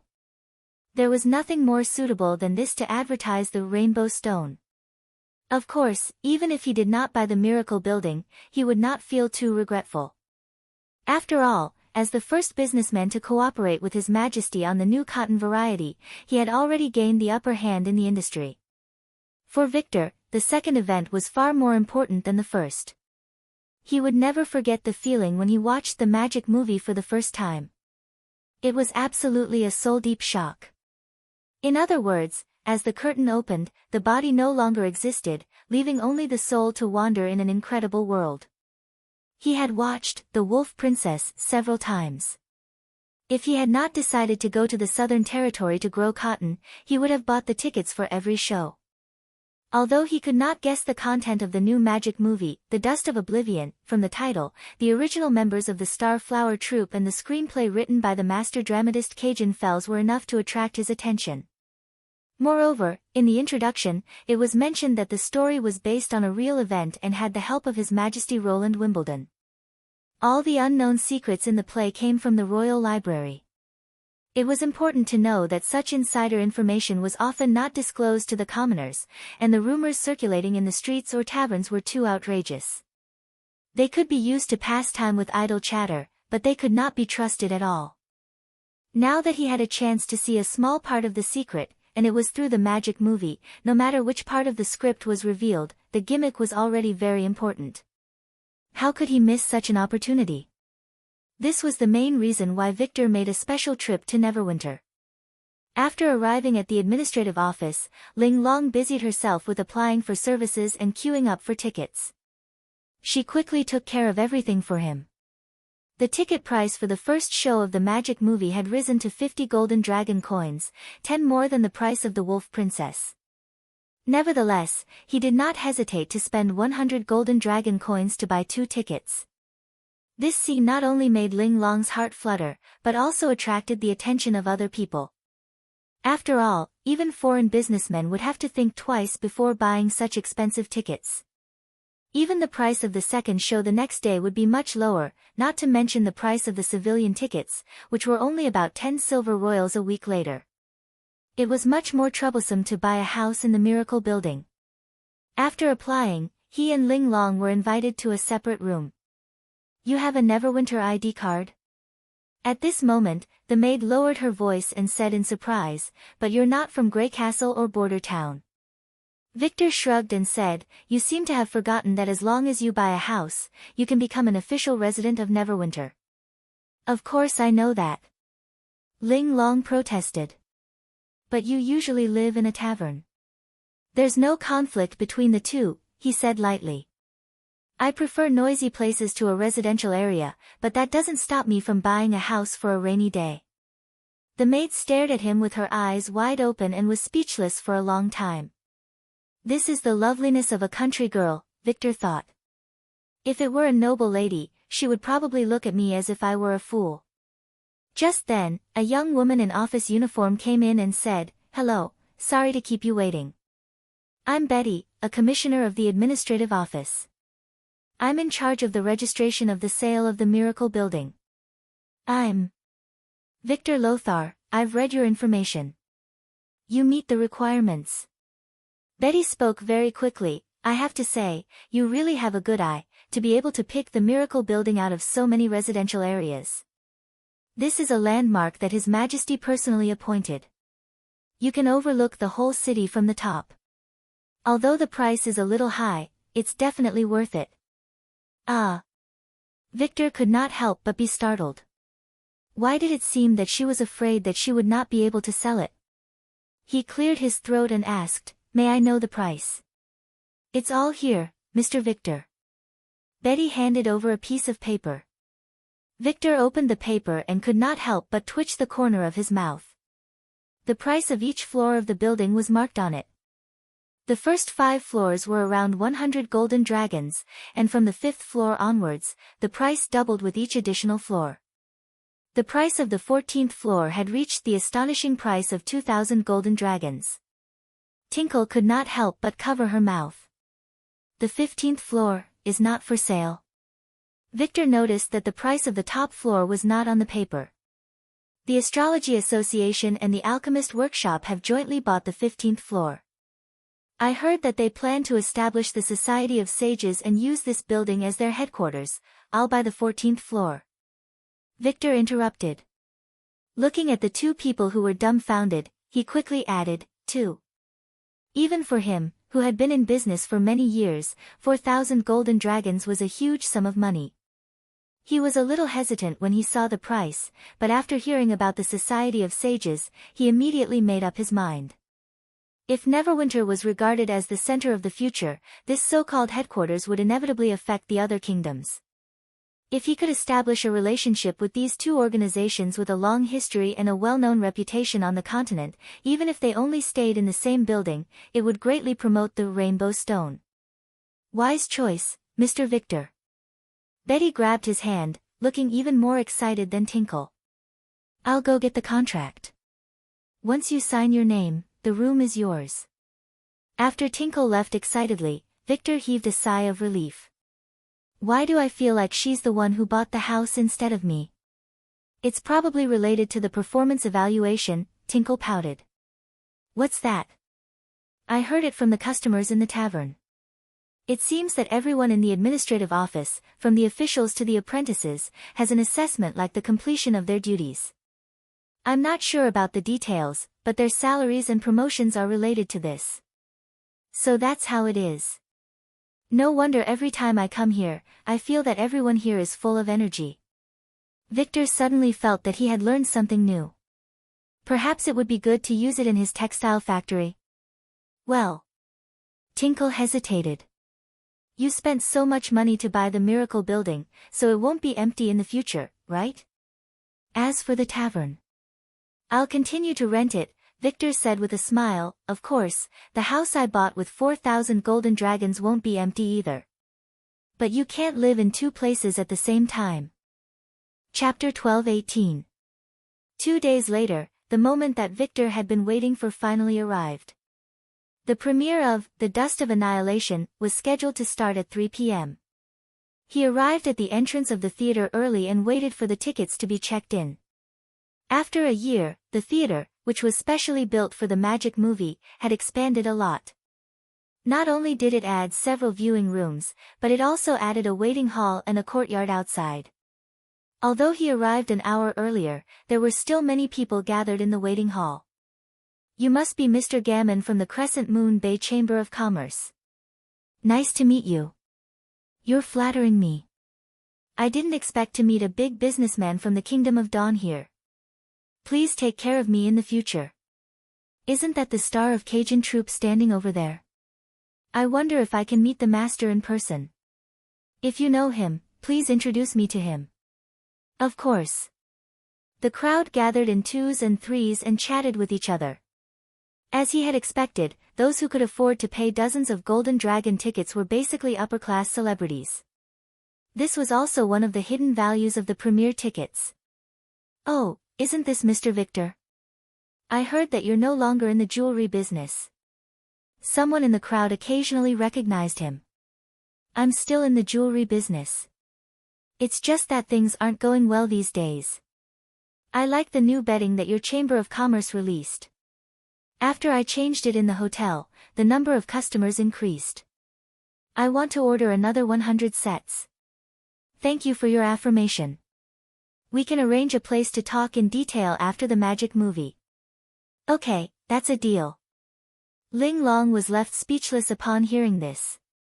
It was probably unimaginable for her to be able to casually reach a deal worth hundreds of gold royals. When no one spoke, she quietly tugged at the corner of Victor's clothes and asked, "Sir, are these people here to watch the magic movie or to talk about business? And I saw that you didn't know many of them before. Aren't you afraid that they'll cheat you?" "Don't worry. This is common for businessmen. You'll get used to it." Victor smiled. After all, businessmen who were willing to buy premiere tickets were a kind of strength in themselves. Once they stepped into this circle, they would be able to gain the recognition of others to a large extent. The magic movie wasn't a real thing, so nothing would be left after watching it. Therefore, in a sense, it was more convincing than a full set of jewelry. Just as he was walking and explaining, he suddenly bumped into someone passing by. "Ah. I'm sorry." Victor noticed that the other party was a woman, so he apologized first. However, when he saw the person who was hit, he couldn't help but be stunned. It was a lifeless face. Her facial features were not bad. If she dressed herself up a little, she would probably be better than Ling Long. But his pale complexion and empty eyes almost ruined everything. People could not help but feel disgusted. Such a gloomy expression was really incompatible with the atmosphere in the hall. The woman didn't say anything. She just glanced at him and continued to walk forward expressionlessly. "What a weirdo," Victor muttered to himself. "Sir." Ling Long, who completely did not notice this scene, grabbed his hand and shouted, "The magic movie is about to start. Let's go in." "Ah, yes." Victor shook his head, put aside his unhappiness, and followed Ling Long to the viewing room. What happened just now? Joe looked at Farina worriedly. Nothing, Farina said in a low voice. Someone just didn't pay attention to the road. Let's go. Since you brought me here, don't just stand there. Why, you're right. Joe hesitated to take her hand, but in the end, he could not reach it out. Don't forget, no matter what, I'm always by your side. Farina did not answer. Following him here was the greatest reward she could give. It had been nearly half a year since she came to Neverwinter. Those ancient witches who claimed to have come from more than 400 years ago did not lie. Her injuries gradually healed, and she could now walk on her own. Although she still had whip wounds and brand marks on her body, Farina did not complain. If she were a witch who had fallen into the hands of the church, her fate would have been 1,000,000 times worse. What else could she say if she was willing to do this for the enemy? However, the expected trial did not come. Even the king of Grey Castle did not see her. He only sent someone to ask her dozens of questions. She deliberately lied to some of the questions to provoke the king's anger, but what she got in return was a faint sneer. When she was released from prison, Joe bought a house and settled her there. Unlike her, Joe, who used to be a noble, quickly found a job in the administrative office and quickly adapted to his new identity. In other words, he should not have been a member of the church in the first place. However, this did not bring about a change for Farina. On the contrary, it was a kind of torture. The longer she stayed in Neverwinter and the more she knew about the city, the more she realized the church's mistake. Witches had nothing to do with the demons of hell. Except for magic power, they were no different from ordinary people. Roland Wimbledon, who used the power of witches, did not turn his city into a devil's den. Even a blind man could not deny the prosperity of this city. On one hand, she had been loyal to the church for half of her life, and on the other hand, she was denied everything she had done. The two conflicting thoughts made Farina very painful. Perhaps this was a trial in itself, and sometimes it was even more torturous than torture. If Joe did not need her, she would have already committed suicide. Even so, Farina did not know how long she could hold on. She had a feeling that the 2 tickets sent by the Star Flower Troupe would be the last straw that broke the camel's back. Cajun Fells must have been commissioned by Roland to write this script. His purpose was undoubtedly to completely change the public's view of the church and further consolidate the throne of the Wimbledon family. She could already imagine that from now on, the church would be despised by everyone. Lord Tuckerthor's last effort, and the countless Judgment Army soldiers who had sacrificed themselves on the city wall would all become a joke. Farina did not want to see this moment coming, but she still accepted Joe's invitation. It was just like how she despised the higher-ups of the church who had fled, but still accepted their request to stand up and stabilize the order in Hermes. It was because she was needed by Joe. However, this was probably the last thing she could do to repay him. The lights dimmed. When the whole viewing room was shrouded in darkness, the magic movie began. The story began more than 300 years ago in Hermes Plateau. The new holy city was still a piece of stone. The scene flitted across the steep mountain wall, over a vast expanse of snow, and then a panoramic view of the great breach of the impassable mountain range.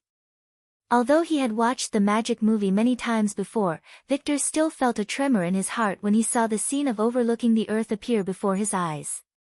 On the other side of the great breach, he saw many believers busily building their new city, as if this was the world of 300 years ago. After a while, the scene shifted to the earth again and fell vertically into a huge pit. Under the introduction of the narration, Victor heard the name of the core organization of the church, the Privy Council, for the first time. From the whispers around him, he could tell that other people felt the same way. Starting from an unknown secret was the most attractive topic. Coupled with the fact that, in the past, only the royal family had the right to know the history, the audience was even more interested. Soon, Victor's attention was completely drawn to the story. It was said that every 400 years, the world would usher in a disaster.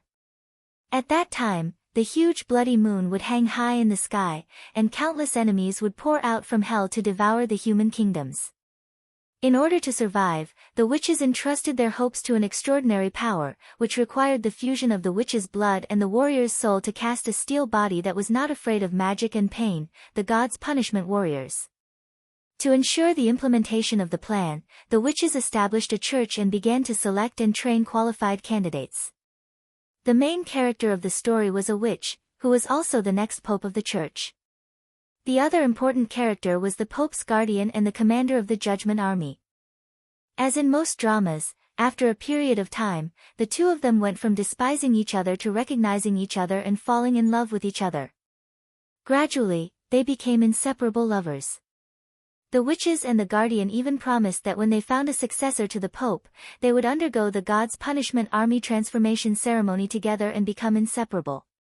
Cajun Fells tactfully told the story of their relationship, both in terms of presentation and lines, which were the culmination of decades of acting skills. Coupled with the excellent performance of the Star Flower Troupe, the audience was deeply moved. Tinkle even cried softly because of the promise made by the two. However, the plot took a sharp turn. Tempted by power, the guardian's father framed the current pope and put the crown on his head. As the successor, the witch naturally became the thorn in his side. He ordered his son to hand over the head of the witch, but the guardian flatly refused. The rebellion had been planned for a long time. When the rebels lifted the curtain, it was already too late. In desperation, the two chose to escape from Hermes and tried to bring the news to the king under the plateau. The guardian's father also lost his last shred of apprehension and sent his bodyguards to intercept them. Obviously, he had no intention of letting them live. The climax of the plot unfolded at Coldwind Ridge in Greycastle. A group of Judgment Army soon caught up with the witch and the guardian. Since they were outnumbered, the death of the two seemed to be a foregone conclusion. Just when Victor could not bear to watch it any longer, something incredible happened. "Please help us, I beg you." The guardian, who was panting, suddenly turned around and grabbed Victor's arm. The hardness and coldness of the gauntlet were transmitted to Victor's body through his clothes. At that moment, an indescribable tremor rose from his feet and spread all over his body. He could not help but scream. "Over there! Take them down! Anyone who resists will be regarded as an accomplice and will be killed." The pursuers shouted and raised their crossbows. I'm not." Victor's throat was dry, and he couldn't finish his sentence. The Judgment Warrior on the other side had already pulled the trigger. A crossbow bolt almost grazed his cheek as it flew past. At the same time, he felt a slight pain. Victor touched his cheek with trembling hands and put his fingers in front of his eyes. Chapter 12:19. Farina was surprised to find that the straw was still there. Although it was only a few feet away from her, it did not press down on her. The background of the magic movie was similar to the history of the ancient Tequila witches, but it did not completely deny the church. When she saw the people in the drama risking their lives to fight against the enemies of hell, she even felt a surge of heat in her body that she had not felt for a long time. When the Hermes in the magic movie suddenly rebelled, she clenched her fists tightly and wanted to beat them to the ground one by one. It was these people that caused the church to forget its original purpose of being established. From being needed by people, it became a giant beast that devoured people. The most hateful thing was that those in power who knew the inside story kept their mouths shut about the existence of the devil, but at the same time, they trained the followers with the idea of saving the world. This caused countless warriors like Lord Tucker Thor to die with a noble faith, but they did not realize that they were just tools for them to control power. She should not be loyal to such Hermes. The question was, why did the king of Greycastle reveal this side of the church? Did he really not want to take this opportunity to completely drive the church into the abyss? Or did he not care about these things at all? Just when Farina was in turmoil, the pursuers sent by Hermes caught her attention. Even if it was a few minutes earlier, she would not have any reaction. For a person in despair, no matter what happened around her, it had nothing to do with her. But now, there was a wave in her heart, and the strength of the past seemed to have returned a little. Farina herself was an elite of the Judgment Army, and this change was enough for her to notice the strangeness. The ground trembled slightly. This was the sound of the Judgment Army galloping. She had been in Hermes for 5 or 6 years, so she was already very familiar with this kind of movement. Even without her eyes, she could judge the number and distance of the pursuers. 16 riders, 2 squads, the same number of pursuers in front of her. If the touch had been there from the beginning, she might have ignored it. However, the demon's shadow was only a fictional illusion. No matter how realistic it was, it couldn't replace reality. For example, if he lowered his head, he wouldn't be able to see his own body, and his touch would still be dependent on his surroundings. It was precisely because of this that the sudden additional feeling was particularly obvious. She realized that something had changed. As this thought popped up, Farina saw her own body. What was going on? However, the most incredible thing was yet to come. The spectators around her also appeared in front of her one by one. Charles was no exception.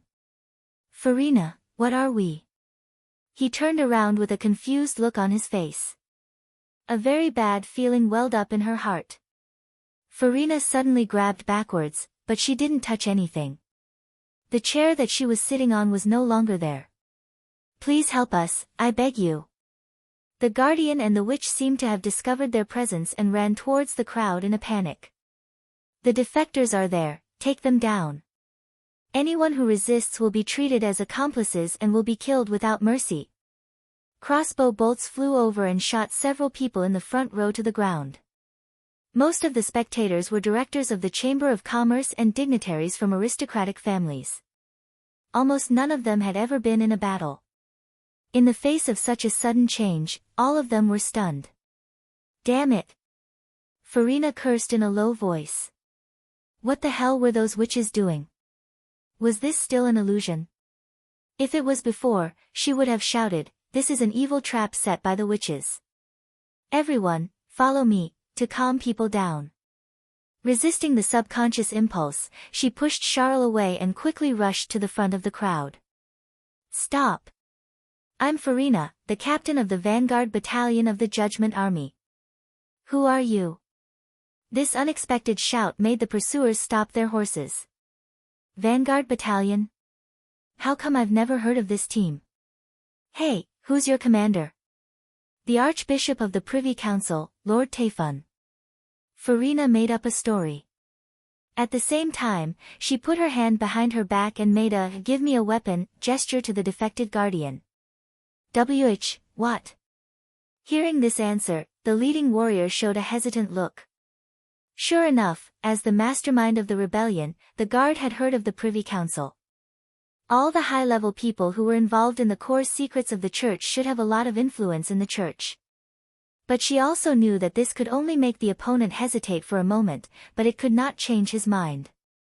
The rebellion had been successful. Even if the archbishop had a high position and power, he could not be compared to the newly crowned pope. She had to seize the opportunity and make the first move. Unfortunately, the guardian didn't fully understand her gesture. He just carefully raised his sword and stood beside her. Why aren't you wearing the armor of the Judgment Army? The leader of the pursuers probably made a decision. He dismounted from his horse and slowly surrounded her with his men. Because I'm carrying out a special task. Farina calmly replied. Sorry, because the defected is too important, I have to bring him back to Hermes. This is the order of His Holiness. In addition, your men had better come with me. Lord Tayfun must understand the order of His Holiness. Do you have to do this? Yes. The leader put his hand on the hilt of his sword. Okay, then I'll go with you. Farina sighed. As for Lord Tayfun, what happened to him? He's already dead.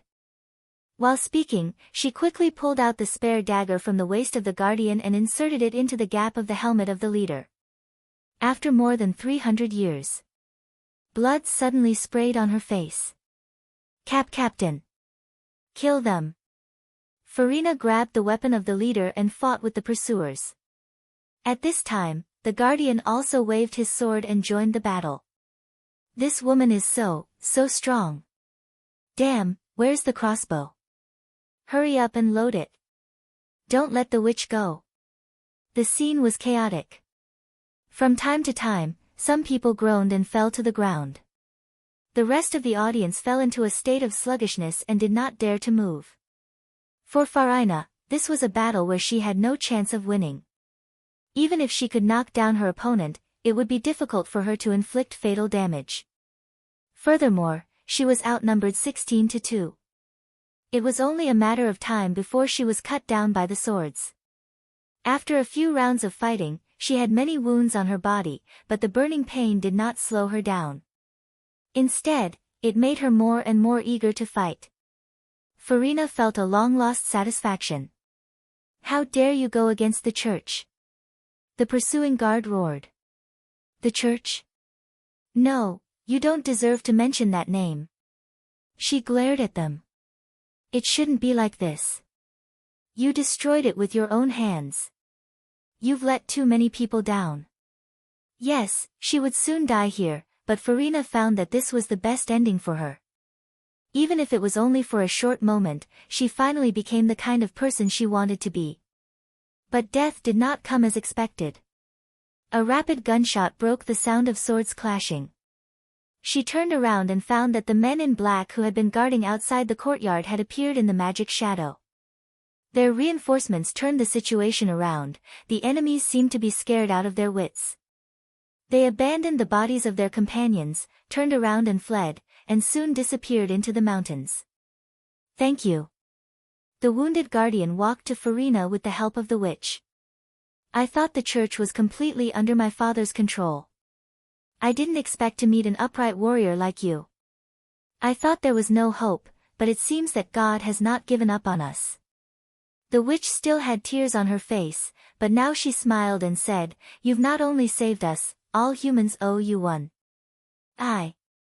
Farina opened her mouth, but did not know what to say. We're going to Grey Castle and tell the king about the changes on the Hermes Plateau. I hope it's not too late, the guardian said solemnly. You should go too. Don't go back to the holy city. If one day the church can return to the right track, I think we'll meet again. Take care, my friend. After watching the two slowly leave, her vision darkened.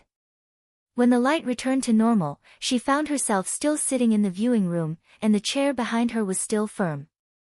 Even the wounds she had suffered in the battle had disappeared. So, what she had seen just now was really an illusion. Oh my, this is amazing. At this moment, the audience finally came back to their senses, and the viewing room suddenly burst into a deafening uproar. By the three gods, I feel like I'm changing history. You're indeed a master of drama. To be able to watch such a magic shadow, not to mention 50 golden dragon, even 100 golden dragon would be worth it. When you rushed up, I was scared to death. Fortunately, it was just a false alarm. Joe patted his chest and said, It's incredible that you can come up with such a scene and make the people in the play look so real. Farina did not answer. She noticed that the men in black were nervous and looking around with guns in their hands, which did not seem to be arranged beforehand. There were also two theater staff who directly rushed backstage, looking flustered and surprised. This did not seem to be the behavior of a successful performance. When she held her breath and tried to further capture the details, she suddenly heard a faint explosion, which seemed to come from far away. At the same time, people's screams, cries, and curses also sounded intermittently, but it seemed insignificant in the incessant discussions and praises in the room. This is not right, Farina realized that something was wrong. She suddenly stood up, ignoring Joe's surprised gaze, and ran over the heads of the audience in the back row to the viewing room. Stop! Wait! Noticing this scene, the men in black wanted to stop her, but it was obviously a step too late. Farina ran through the hall, out of the courtyard, and then froze beside the receiving road. Neverwinter had already fallen into chaos. People were running and shouting everywhere, and several residential areas were billowing thick smoke, as if a fire had broken out. In the direction of the industrial area, there were continuous explosions, and the whole city seemed to be out of control. But what was more terrible than all this was coming from above. Chapter 12:20. The citizens of Neverwinter were not the only ones who witnessed this amazing scene. Earlier, Marjorie had been standing on the bow of the Snow Wind, gazing at the end of the vast blue sea. It was the 66th day since the fleet had crossed the Sealine. The waves were always surging in the direction they came from. Sometimes they were high, sometimes they were low. The frequency of the changes was almost the same as the tides in the Shadow Sea thousands of miles away. It seemed that the waves all came from the same place. If the swirling sea did have a source, it must be the greatest discovery in history. Apart from the guiding waves, the other thing that filled Karina with confidence was the Snow Wind. The Snow Wind, which did not rely on sails, allowed it to travel in strong winds and waves without worrying about being overturned. Its huge load also allowed it to replenish water and food for the other ships. It was the first time that the fleet had traveled so far from the mainland, but none of the ships had been left behind. It was all thanks to the Snow Wind that they had spent a lot of money on. She had reason to believe that Thunder would not return empty-handed. "Did you find anything?" A familiar voice suddenly came from behind her. Marjorie turned around with a smile and said, "If there was something, the first person to inform you would be the lookouts on the mast. You should ask them." It was the leader of the fleet, Thunder. "Not necessarily," Roland said heartily. "They might have already found it, but they were so shocked that they said they were mute or lame." Pfft. Marjorie covered her mouth to stop herself from bursting into laughter. Roland was talking about the scene when the fleet crossed the Sealine. When the sea rose like a vertical wall in front of them, even the most experienced sailors were stunned by the incredible scene. When they crossed the Sealine, some of them even fell off the watchtower due to the sudden change in the environment. Usually, these veterans could stick to the cables and masts like geckos even in a storm. But this time, they slipped and fell in a calm situation. It was enough to show the shock that the Sealine brought to them. Thunder shrugged. "As far as I know, the other chambers of commerce changed the lookouts with the best eyesight and replaced them with the most courageous ones. After all, it's too embarrassing to tell others about this." "Is there such a thing?" Marjorie shook her head helplessly. "But after seeing such a spectacle, I think no matter what they discover, they won't lose their composure like before." "Who knows?" Thunder patted her shoulder and said in a calm voice, "Don't worry. Joan will be fine." Marjorie also stopped smiling and nodded vigorously. "Yes, the sea is her world. I think she will reunite with us somewhere." When navigating the boundless sea, it was important to have an optimistic attitude. Rather than worrying pointlessly, it was a more mature response to continue moving towards the goal. Marjorie was naturally aware of this.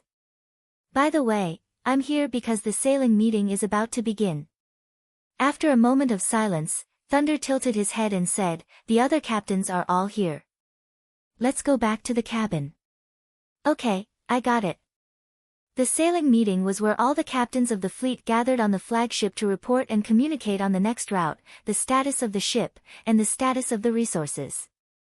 Generally, it was held every 3 or 4 days and was the key to ensuring the overall health of the fleet. Just as the two of them turned around and took a few steps, they saw a strange red reflection on the dark blue sea. The sailors on the deck were also stunned, their eyes looking in the same direction as if they had seen something inconceivable. In the distance, several people fell from the top of the mast of the 3-masted ship and landed in the midst of the stunned crowd. It was as if they had crossed the seal line again, much to Margaret's amazement. "Didn't they say that, these people have been replaced by the most courageous ones?" The female merchant slowly turned her head back, and instantly felt the blood in her body freeze. She saw a huge celestial body in the cloudless blue sky. It was round and bright red, dozens of times larger than the sun. But a few seconds ago, there was nothing there. "The 3 gods, bless us," she murmured. "Is this the bloody moon that His Majesty mentioned?" However, Marjorie did not get any response. The scene was so strange and horrible that even Thunder was speechless.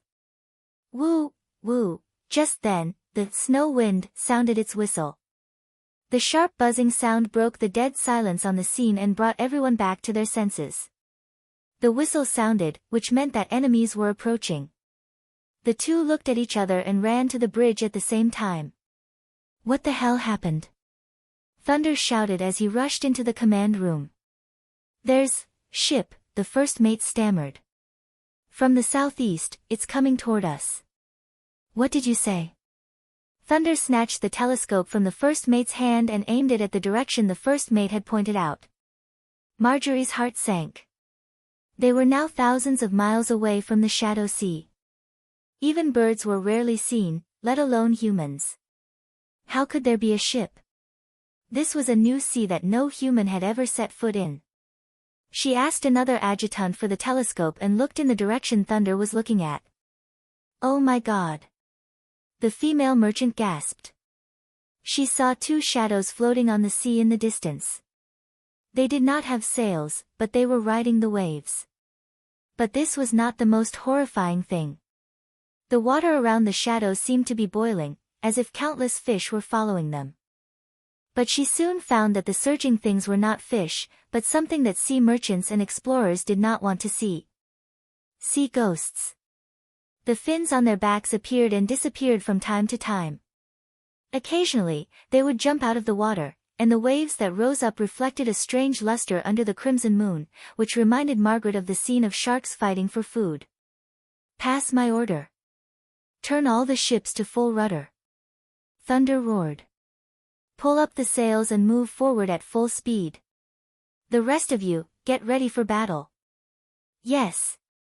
We're in trouble. The captain of the Tuna swallowed hard. May the sea god bless us, the other captains prayed.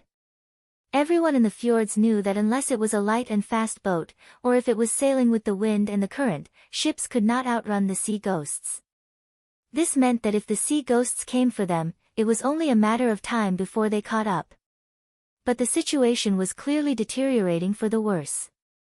As the distance between them shortened, Marjorie finally saw the real appearance of the two shadows. Half of them looked like ships, and the other half was made of flesh and blood. They looked like monsters with their skin peeled off, leaving only their internal organs and skeletons. Such creatures often only appeared in the worst nightmares. When the ribs covering the upper half of the ship opened up, they began to spray dark green objects at the fleet. The distance was more than 10 miles. The water column caused by the objects falling into the sea frightened everyone. Although none of the ships had been hit, there was no doubt that everyone was willing to try to see what it was. Thunder's face was gloomy as he gave the second order. Abandon all food and exploration materials, only keep half of the water. No, 30% is fine too. Speed up the fleet as soon as possible. Marjorie was stunned. In this way, we can't go deeper into the sea. And if we only keep so little water, I'm afraid that the return trip will be. The first mate said with a troubled expression. Chapter 12:21. The Kingdom of Everwinter, Snow Reflection Castle. My lord, Greycastle's army has retreated. When a guard rushed into the castle hall excitedly and announced the latest news, all the nobles fixed their eyes on him. Are you sure? Earl Marwain slapped the armrest of his chair and stood up abruptly. Yes, more than one spy said so.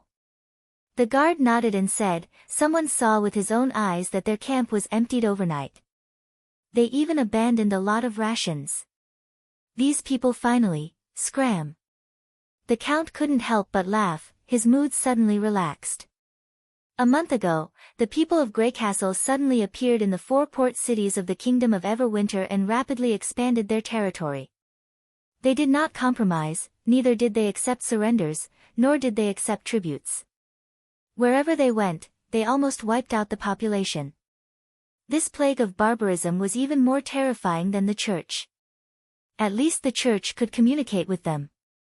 The reason given by the people of Greycastle was also extremely absurd. They said that the bloody moon would bring disaster and that they had to leave as soon as possible. What a joke! This land was left to him by his grandfather's grandfather.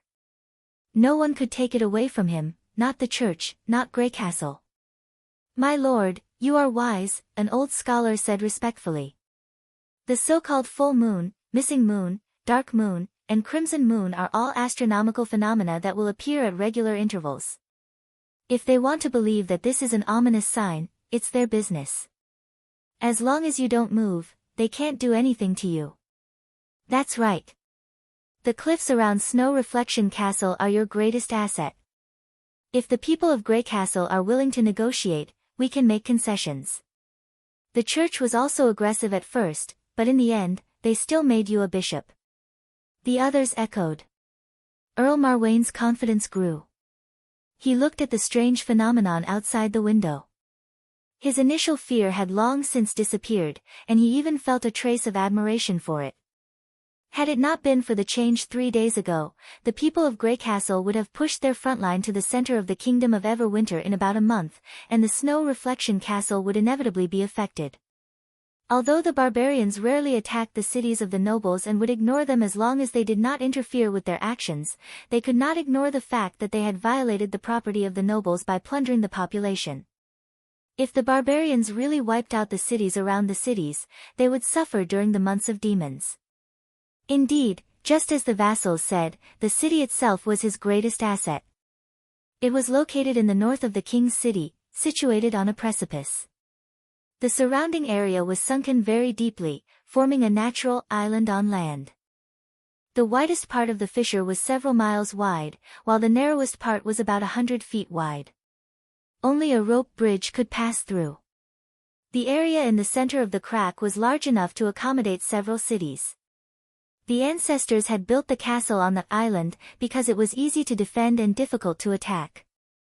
The Snow Reflection Castle had never been conquered since it was built. Although the Church of Hermes had conquered the entire Kingdom of Everwinter in a very short time, they had failed to attack the Snow Reflection Castle. Instead, they sent messengers to negotiate with him, claiming that as long as he was loyal to the church, he could continue to control the place. In the Earl's eyes, this was what a normal person would do. That was why he had kept quiet and wanted to get a good price from the barbarians. However, the conditions that Wimbledon offered were unacceptable. Earl Marwain was not worried that the people of Grey Castle and the demons would attack the city. There was nothing more reliable than a steep cliff. However, the city also needed supplies from the surrounding towns. Even if the Snow Reflection Castle was filled with warehouses filled with resources and could last until the day the enemy gave up, once the population was completely captured, the resources that had been used up could never be recovered. Fortunately, they were scared out of their wits by the bloody moon. Mr. Sack, what should I do next? Marwain looked at the old scholar. He, of course, take the initiative to attack, the latter said while stroking his long beard. The Earl's face immediately stiffened. Defending the Snow Reflection Castle and going out to cause trouble were two different things. If not for this natural barrier, he would not have dared to contend against the King of Grey Castle even if he had 10 times the courage. Don't be afraid. I'm not talking about the people of Grey Castle. I'm talking about the territories they've looted. Think about it, the scouts mentioned that the enemy was scattered. There were only about 100 people in a small team. What could they take away? Marwain's eyes lit up. You mean, the old scholar nodded with a smile. The people who were captured must have left behind a lot of things. If we follow the route of the people of Grey Castle, we should be able to pick up some things. For example, food that was very difficult to carry. The more Marwain thought about it, the more excited he became. He summoned his chief knight. When he was about to give the order, another guard suddenly rushed into the hall. My lord. There's a demon outside the city. What demon? The Earl stared at him with displeasure. Even you believe the nonsense of the people of Grey Castle? Forgive me, my lord, but it... The guard's voice was hoarse. But it's not human. Not human. Everyone could not help but look at each other. Marwain's heart skipped a beat, but as the lord, he had to remain calm. In that case, take me to see it. The Earl suppressed his anxiety and deliberately put on a straight face. I want to see what the people living in hell look like. Even so, When he walked up the city wall, he had already put on the best armor and the largest god's stone of retaliation. More than 10 personal guards surrounded him, forming a shield wall around him with their thick and heavy shields. However, the moment he saw the demon, Marwain could not help but breathe a sigh of relief. This time, his men were right. The so-called demon was indeed only one person. It was not standing at the narrowest part of the crack, nor was it the weakest point of the city wall. Instead, it was simply standing on a protruding rock pillar, slightly higher than the top of the city wall. A little further ahead was the bottomless ice abyss. The patrolling knight had already ordered his squires to set up the crossbow bed and aimed the arrows at the target. After a moment of careful observation, Marwain found that the demon indeed did not look like a human. Although it also had hands and feet, it was much taller than ordinary people. Its skin was azure, and he could see the bulging meridians and blood vessels. The most obvious difference was the tentacles on its cheeks, jaw, and elbows. Those disgusting, earthworm-like tentacles were slowly wriggling, which made Marwain's hair stand on end. What puzzled him was that the demon's eyes were closed, as if it was asleep. He could not sense any threat from it at all. Was this demon really attracted by the bloody moon? No, that's just a story the people of Grey Castle used to scare the ignorant villagers, the Earl thought. No matter where it came from, it had nothing to do with the rumored doomsday. On the contrary, as long as he ordered his men to pull the lever, this guy would be shot by a crossbow. Thinking of this, Marwain took a deep breath and shouted, "Listen up, you ugly and filthy monster. I'm the Lord of Snow Reflection Castle, Marwain Casso. You've invaded my territory. If you want to live, kneel down and surrender to me. That's your only choice. Otherwise, the ice abyss under your feet will be your burial ground." He did not think that the demon could understand what he was saying. His speech was not so much a warning to the demon, but rather a show of bravery and fearlessness to his men on the city wall. Since the people of Grey Castle believed that this was a demon from hell, if he could scare off or kill one, it would definitely increase his reputation. "I don't have the patience to wait for too long.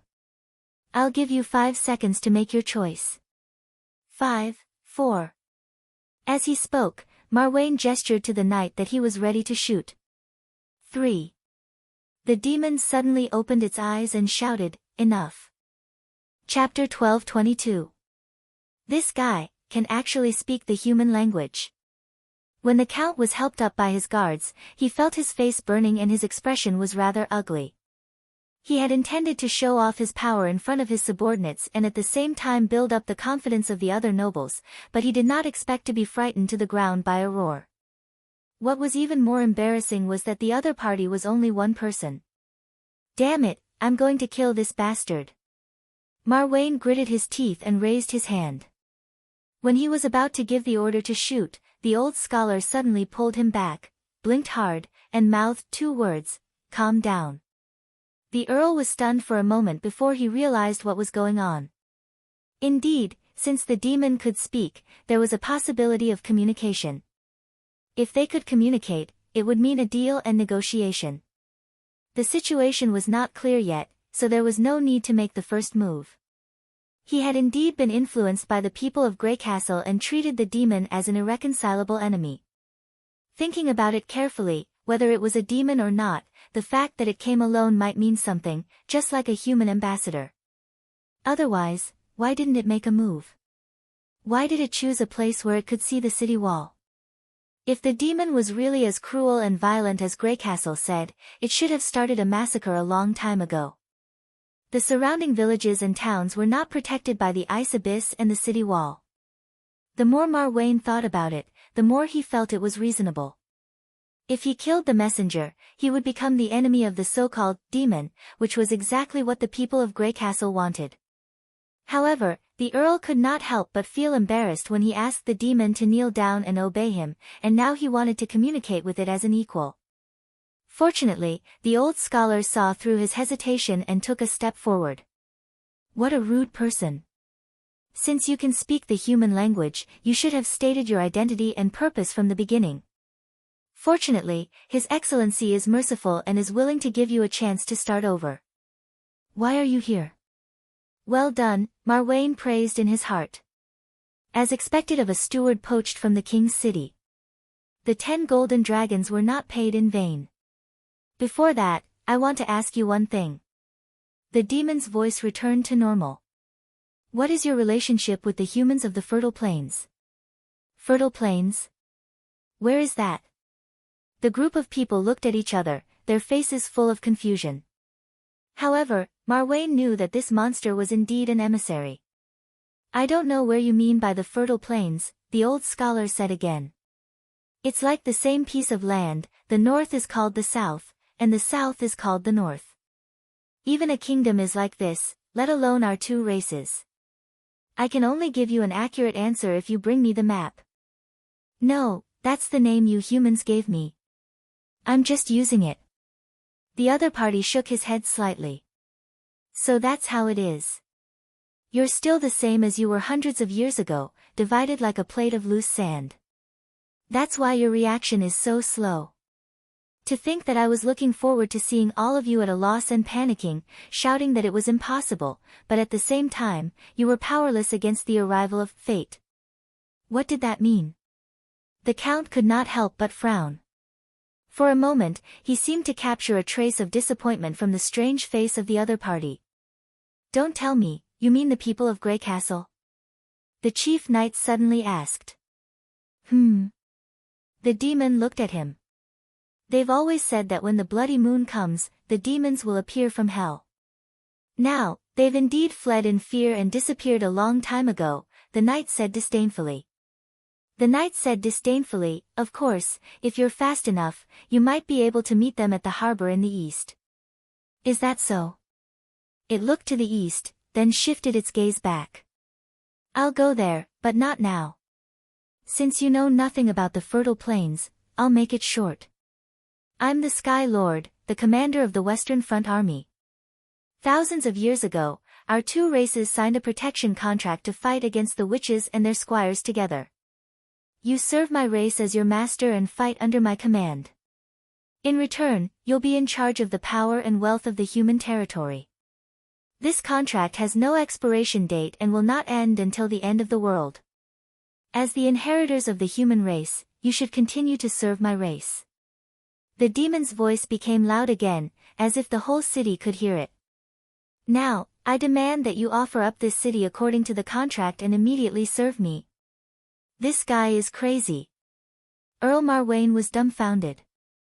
What a 1,000-year agreement. How can you go back on a 1-year or 2-year contract?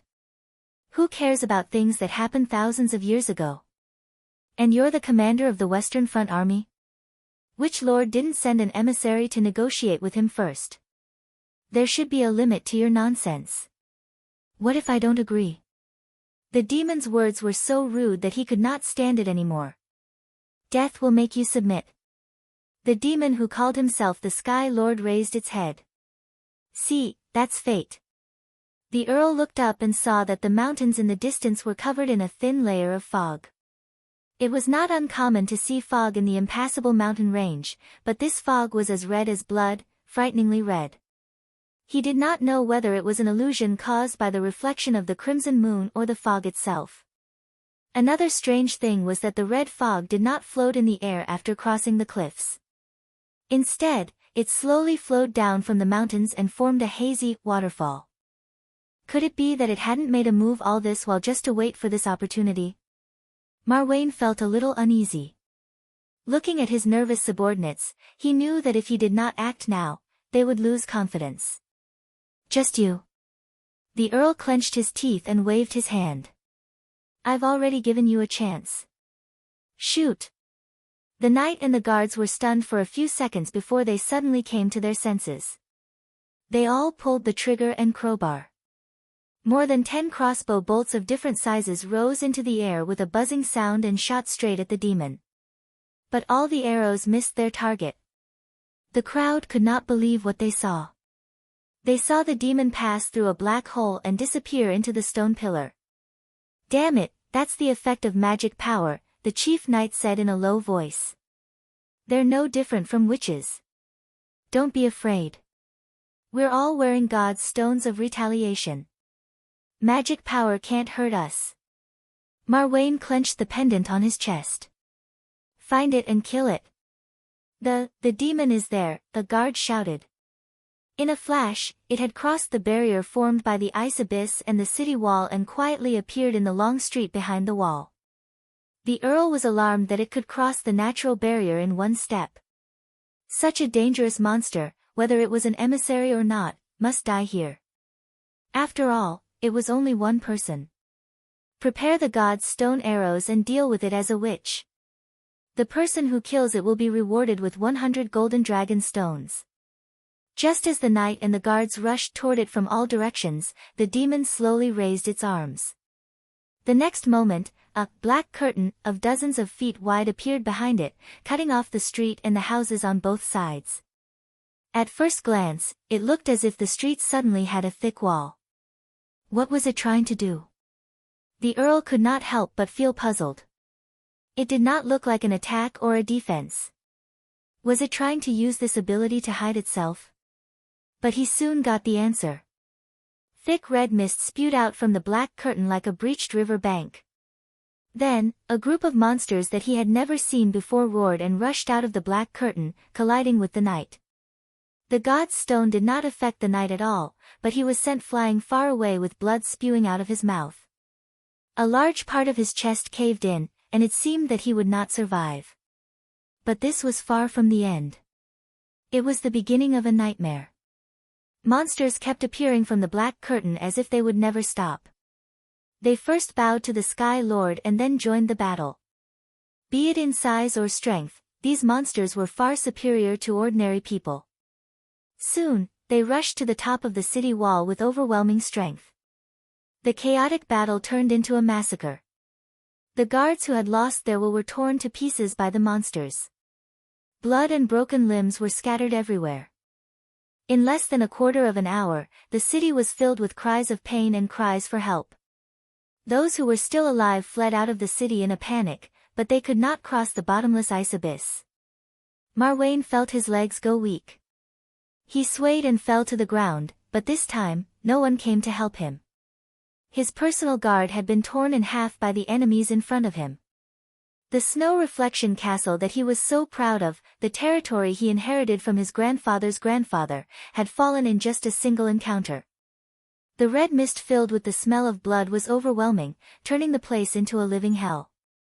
Through the mist, the crimson moon in the sky appeared even more ferocious and terrifying. So this is the scene of doomsday, the Earl finally thought. Chapter 12:23. Grey Castle, City of Neverwinter. Everyone in the police station was in a hurry. Orders and reports could be heard constantly. The appearance of the bloody moon had become the hottest topic in the city, and the whole organization was busy. As the new King City of Grey Castle and the residence of His Majesty, the police department had to investigate and record even the slightest incident in the city, let alone a fire and an explosion at the same time. Carter Lannis had not slept for almost 2 days. After comforting his frightened wife that day, he devoted himself to his work. Protecting His Majesty's safety was always the top priority of the chief knight, and he would not tolerate anyone causing trouble here. Based on his past experience, if there were multiple incidents at the same time, it must be a gang crime. Therefore, he immediately invited the Neverwinter Detective Group to assist the police department in the investigation. Carter believed that as long as they investigated thoroughly, the conspirators would soon be brought to justice. However, after a large number of reports were submitted, a joint investigation team consisting of the Witch Union, the Security Bureau of the Kingdom, and the Police Department of the Administrative Office was formed. Instead of focusing on the accidents or crimes that happened in the city, the new magic movie would be the main focus of the investigation. "Sir, the witnesses are here," a knight whispered in Carter's ear. "Do you want to start the interrogation?" Carter cleared his mind, drank the strong tea in one gulp, and nodded. "Let's start. Invite the others in." "Yes." Since they were not interrogating a criminal, the interrogation would be conducted in a temporarily vacated office to take the other party's emotions into consideration. Other than Carter, the members of the joint investigation team included Lady Agatha and Deputy Director Vader of the Security Bureau. The first witness brought into the room was a hotel maid, 21 years of age, an unofficial resident, and with no criminal record. She looked a little nervous and kept rubbing her hands in the chair. Carter glanced at the documents in his hand and asked in a low voice, "Miss Linglong, right? I'm curious. The ticket price for the premiere of The Dust of World is 50 golden dragon. Where did you get such a huge sum of money?" "Sir, I definitely did not steal or rob this. The guest I took care of, Mr. Victor, has a high net worth. He paid for me. On the day I bought the ticket, many people in the administrative hall saw it. I swear I'm not lying. In fact, he had already sent people to investigate the background of these preliminary investigations. The first question was just to increase the invisible pressure on the other party so that they would not easily speak nonsense. After all, Miss Nightingale was not here. Victor, right? We'll check with him later. Let's talk about what you saw at the end of the magic movie." "Yes." The maid's voice trembled slightly. "At that time, I didn't quite understand what had happened. It was as if those illusions had become real. After a quarter of an hour, she stopped. Fortunately, the pursuers were repelled by the police. Otherwise, I can't imagine what would have happened to those two." Carter frowned. He had watched the magic movie before. Although the Wolf Princess was thrilling, it wasn't as exaggerated as this. "Are you sure that the pursuers' weapons hurt the audience?" I'm not sure, but Mr. Victor's face was indeed bleeding, and the screams of the other victims didn't sound fake. Do you remember when this accident happened? About 10 minutes before the movie ended? Or even longer? Sorry, I was so scared that I almost hid in Mr. Victor's arms. Do you have any questions? Carter looked at the other two. Agatha pondered for a moment and said, "If I understand correctly, the characters in the magic movie talk to you, right?" She picked up a photo and asked, "Is this the person?" In the photo was an actor from the Star Flower Troupe, who played the witch's guardian. That's right, it's him. I remember very clearly that he even thanked us at that time. Carter had goosebumps when he heard this. Of course, he knew that once the magic movie was shot, the content could not be changed, and it was impossible for the actors to talk on their own. Seeing that the two were silent, Carter waved his hand at his subordinates and said, "Next." The statements of the witnesses were similar. To put it simply, it was as if everything in the magic movie had come alive. Although it was later proven to be a false alarm, it had really happened at the time. The testimonies matched each other, which meant that it was not a hallucination. Carter had been focusing on the fire and explosion a few days ago, so he did not pay much attention to the reports of the panic in the theater. Now, he vaguely understood why his superiors paid more attention to this matter. The next witness is the police officer who was in charge of maintaining order in the courtyard at that time. He's the captain of Team 2. Let him in. The captain was obviously much calmer and quickly explained what had happened. I first heard cries and cries for help coming from outside. When I was about to go out to find out what was going on, I noticed that there was a crimson moon in the sky. To be honest, I was a little hesitant at that time. I didn't know whether I should stay at my post or help those people. Just then, a witch ran out from the back door of the theater and asked me to bring my men into the theater to protect the audience. Then you shot the people chasing after you in the magic movie? Although it sounds a little strange, it was indeed what happened. They may only be actors, but they posed a real threat to the audience at that time. Besides, I always thought that it was just an illusion, so I didn't hesitate. The second last witch to be questioned was the one who played the magic movie at that time, Nightfall. What else could I do? I was also desperate. Activating the sigil of recording was supposed to be the job of the one with the most magic power. Who knew that such a problem would occur? Nightfall complained as soon as she entered the theater. It was fine at that time, but the sigil suddenly pushed me out of the screen. According to the emergency situation, I should have immediately stopped the input of magic power, but it didn't stop at all. I wanted to shake the audience to wake them up, but they didn't respond at all. It was as if they were under a sleeping spell. Anyway, I tried my best. After thinking about it, I could only ask the guards for help. The corner of Agatha's mouth twitched. Was it the sigil that pushed you out? Probably. At that time, I did feel a repulsive force coming from it, as if I had injected enough magic power into it and it was overflowing. After that, my vision went back to normal. Okay, next. When the last person entered the office, Carter was a little surprised to find that it was Cajun Fells, the author of the play. As soon as he sat down, he clenched his fists in excitement. Oh my God, this is definitely the most wonderful play I've ever seen in my life. Were you in the theater at that time? Carter asked with a frown. Carter had always disliked Cajun Fells because he had a dispute with his wife. I checked the list of the first audience, but you weren't on it. He was backstage and had a special seat. In fact, the members of the Star Flower Troupe don't need to buy tickets to watch their own magic movie. Didn't your wife tell you that? The Ice Witch replied on behalf of Cajun. In fact, it was his report that made His Majesty pay attention to this matter and send the Witch Union to investigate. Sorry, it's just my habit, Cajun said apologetically with his hand on his chest. As long as it's a play I write, I like to watch it with everyone without telling them who I am, so that I can feel the audience's reaction.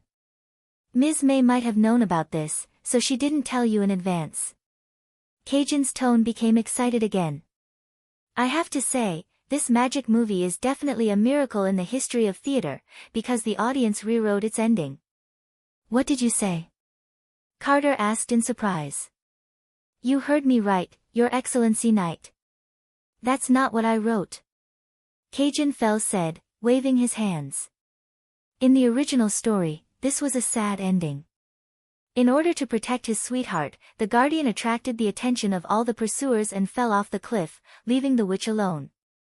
But I didn't expect that the two of them would be saved by the audience and both of them survived. Is there anything better than this? The chief knight was stunned. Chapter 12:24. Roland had experienced the most stressful week since he took charge of Neverwinter. Although all the signs indicated that the arrival of the Bloody Moon might be much earlier than in the past, and he had been working hard in this regard, the sudden change still exceeded everyone's expectations. It was not the church's estimate of 10 years, nor the tequila's estimate of 2 or 3 years, but the sudden appearance of the Bloody Moon in the sky above the western region not long after he started the population migration plan. Of course, this was not accurate. During the past week, urgent reports from other cities had been delivered one after another, all of which mentioned the changes in the sky. Without exception, no one had noticed the approaching and moving process of the Bloody Moon. It was as if it had always been hanging there, but it was covered by the sky and in a state of invisibility. Now, it was just the blue sky that was covering it. Roland found himself suffering from a mild, crimson moon syndrome. No matter what he was doing, he would intentionally or unintentionally look for a window through which he could see the sky, and it was very easy for him to fall into a daze while looking at the Bloody Moon from afar. The red halo was so huge, but not dazzling. Whether it was day or night, he could clearly see its outline. If he stared at it for a long time, he would even have the illusion that the Bloody Moon was also staring at him. According to the Union, the appearance of the Bloody Moon meant the beginning of the Battle of Divine Will. These years, Roland had been preparing for it, but when it really came, he had a feeling that it was not real. The fertile plains was still quiet, and there was no response from the scouting team sent to the north. Only Neverwinter was greatly affected. The administrative office sent a report every half an hour, but it had nothing to do with demons. Your Majesty, Nightingale's voice interrupted his thoughts. You're staring at the sky in a daze again. Roland blinked and came to his senses. Sorry, I just couldn't help. Nightingale flashed over and put a piece of dried fish in front of his mouth, interrupting him. You don't have to apologize. In fact, there's nothing wrong with being in a daze. You've been too tired these days. Just take it as a rest. Do you want me to accompany you to watch the moon? Since the Bloody Moon is related to the Divine Will, it's also a kind of research to look at it. Roland was immediately amused. Nightingale was probably the only one who could talk about slacking in such a dignified manner. He took the fillet with his mouth and shook his head helplessly. There are still many things to do. Continue to supervise me. Don't go easy on me, got it? Nightingale pursed her lips and went back to lie on the sofa. Roland took a deep breath and turned his attention back to the stack of reports on the table. These days, the bloody moon had caused more trouble for Neverwinter than the demons from thousands of miles away. According to the statistics of the Administrative Office and the Security Bureau, there were 4 fires and 16 crimes in Neverwinter in the past week. In addition to the 8 industrial accidents from Anna, a total of 21 people were killed and more than 500 people were injured. 90% of the casualties occurred within 24 hours after the appearance of the bloody moon, which could be said to be the most chaotic moment since the establishment of the city. At first, Roland thought that all this was caused by the panic of the people. However, when he gradually gathered the facts on the scene, he found that it was not that simple. Therefore, he appointed a joint team to carry out a further investigation, and the conclusion was quite surprising. Apart from the accidents caused by the panic, the magic fluctuations caused by the appearance of the bloody moon was the real culprit of the chaos. The investigation documents submitted by Agatha clearly described the situation at that time. At about 5:35 p.m., the bloody moon suddenly appeared in the sky, and the magic equipment that was working in Neverwinter was affected to varying degrees. For example, the ending of the drama, The Dust of Oblivion, which was playing in the theater, suddenly changed, and the illusion was almost the same as the real scene. The lighting in the industrial area was overloaded, and all the light bulbs were fused, and some of the machine tools driven by Dawn Eye were paralyzed. The most serious accident occurred in the No. 1 machinery plant, where an old boiler exploded on the spot, and the hot high-pressure steam pushed all the surrounding workers to the ground. Afterward, the investigation proved that, due to the limitations of the manufacturing process of the boiler, the valve and other important parts had been solidified by candle, and the furnace body already had hidden problems before that, but no one had noticed. According to the evidence collected from various parties, this abnormal state lasted for about 10 minutes, and then gradually stabilized. The frequent accidents further aggravated the chaos at that time, and even made many people think that the demons were attacking Neverwinter. Although the factory had practiced the accident emergency plan, the implementation was not ideal. If the public medical system of Neverwinter had not been far superior to the modern level, and if Nana had not been in charge of the treatment, the death toll would have been several times higher. Logically speaking, such a strange phenomenon should have been recorded by the Union, but the fact was that the Tequila Witches also did not know about it. Now that Roland thought about it, either the fluctuation of the bloody moon in the past 2 times was relatively small, or the popularity of the magic power equipment at that time was not high, so no one noticed the small change. The impact of the accident had not completely disappeared. As no one dared to say that the fluctuation of the bloody moon would not appear again, the factory carried out a comprehensive inspection operation, improving or eliminating all kinds of old machines.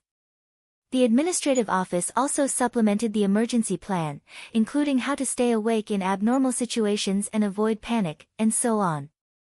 For the first time, the term magic power accident was officially recorded in the official document.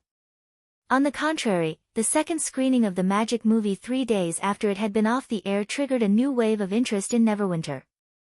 People who knew the plot of the premiere almost crowded the drama theater, and most of them came for the gimmick of personally participating in and changing history.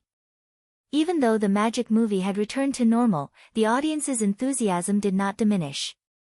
It could be said that this was one of the few interesting things that had happened in the past week. In any case, this chain of accidents cast a shadow on the Magic Cube Power Unit, which was about to be launched.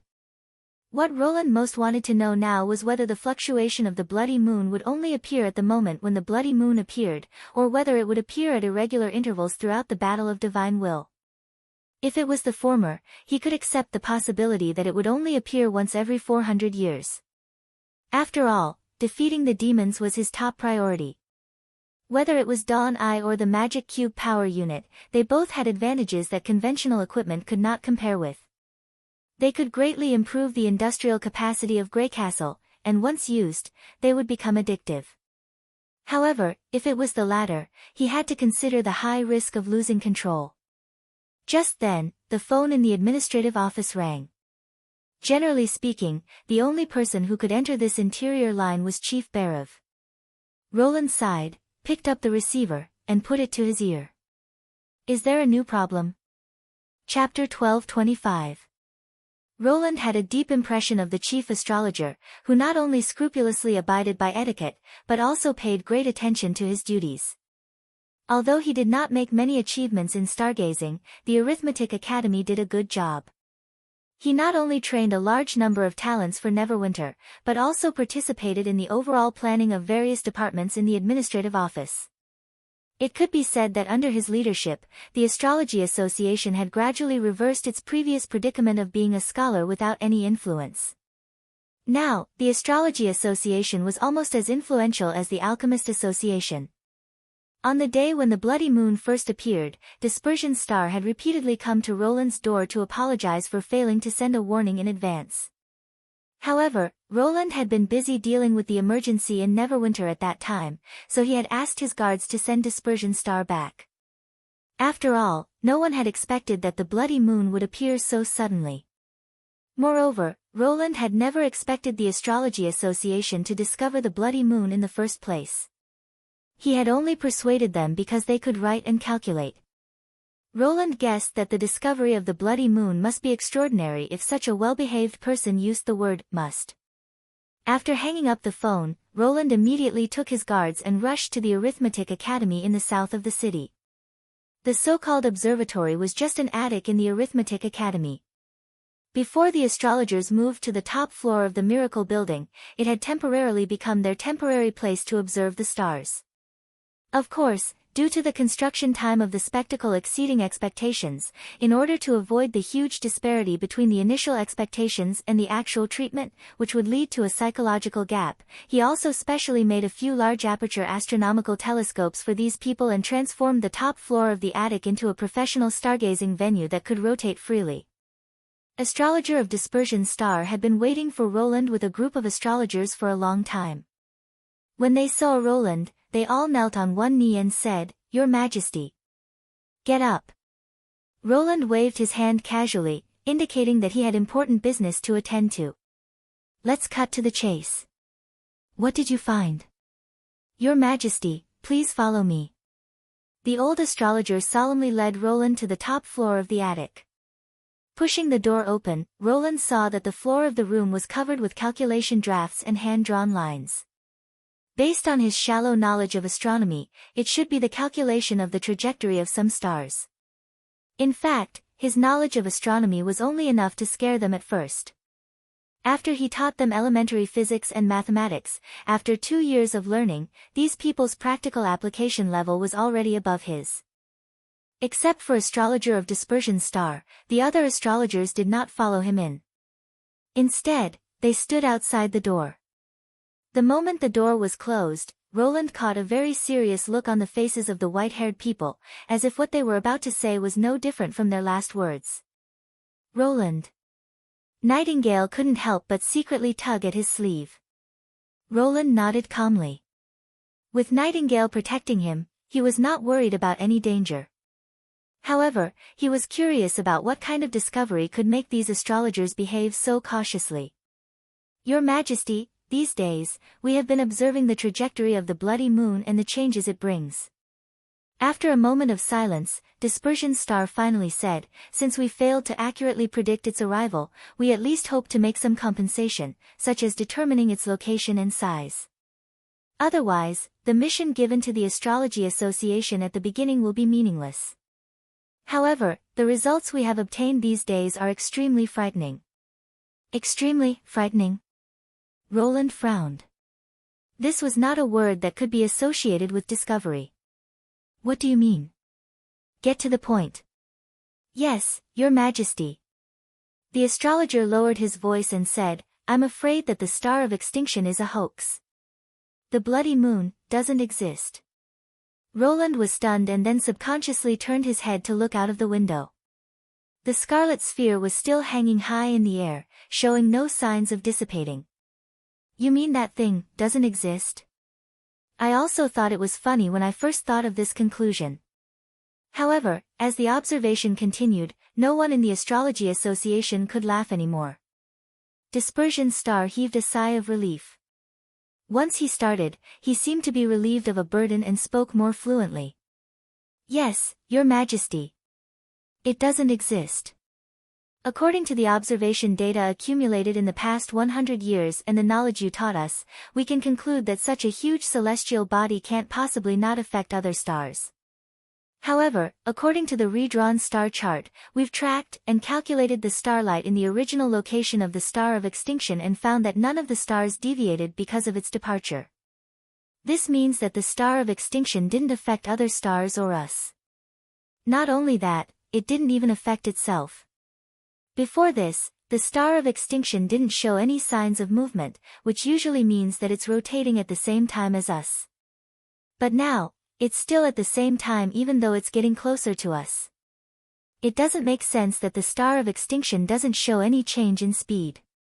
Roland quickly understood what the old scholar meant. If we remove it from the sky, then everything makes sense. Dispersion's star nodded. Everything will be normal when it doesn't exist. In other words, it doesn't make any difference to the world whether the bloody moon is there or not. Roland fell into silence upon hearing this. He roughly understood why the chief astrologer was so hesitant and cautious. The rumors about the bloody moon and the Battle of Divine Will came from the ancient Tequila witches. As the dean of the Arithmetic Academy, Dispersion's star had more or less heard some inside information about them when he contacted the central carrier. If these were all proven to be lies made up by the Union, it would cause irreparable damage to the relationship between the two parties. However, Roland did not think about this at all. Other lords might feel uncomfortable when they heard this, but for him, watching Celine study the Rubik's Cube and taking the gods' punishment witches to stroll on the pedestrian street were all fun things to do. Even if the basis of cooperation was greatly reduced, he did not mind maintaining this relationship. Moreover, the threat of the demons was real. Are you sure that your judgment is correct? Your Majesty, I've been thinking about this for a long time. It wasn't until I received a letter from a friend in the old king's city this morning that I dared to come to a conclusion. Astrologer Dispersion's star took out a piece of paper from his pocket and unfolded it. It seemed to be a map of the bloody moon. Because of the different observation points, the positions of the stars will be slightly deviated. My old friend used to be a nobleman, but he's very interested in astronomy. Therefore, I asked him to check the star area of the bloody moon from another direction.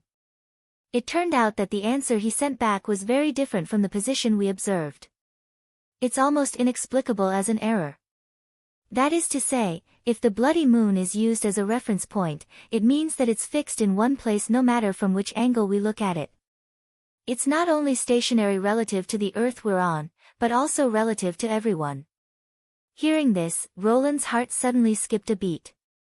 Your Majesty, everything in the world has a front, a back, a left, a right, a height, and a thickness. Something that doesn't change from any angle can't be an entity. Dispersion's star said word by word. Suddenly, Roland thought of the red spot he saw in the dream world. Although its shape was very irregular, no matter how he looked at it, it always looked the same.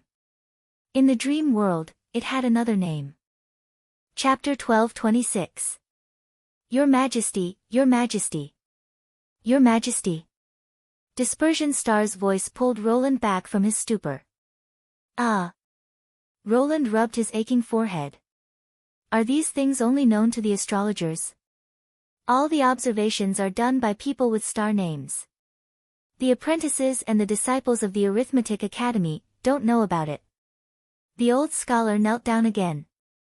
I see, Roland thought. No wonder the astrologers outside looked like they were going to say their last words when I entered the door. If they could connect the dots, they could also imagine the possibility that the Lord would kill all the people who accidentally knew the truth to maintain the status quo. After all, in the past, the real purpose of the Astrology Association and the rumor of the Star of Extinction were secrets that only the successors of the royal family were qualified to know. As expected of a group of people who had lived in the capital for a long time and were extremely familiar with palace politics, Roland did not know whether he should blame them for being overly paranoid, or praise them for their loyalty even though they knew the possible consequences. He shook his head helplessly. You've done a good job. Don't reveal this conclusion for the time being. Continue with your work. I'm not talking about astrology, but about the Arithmetic Academy. It's more important to solve the current problems in Neverwinter than to study something that doesn't exist. After saying this, he turned around and walked out of the attic, leaving the old scholar standing there in a daze. Go back to the castle, Roland ordered in a low voice. Compared with his eagerness when he left, he walked back even faster, almost trotting. Do you think what the astrologer said is true? Nightingale, who had been following him, could not help but show herself and ask.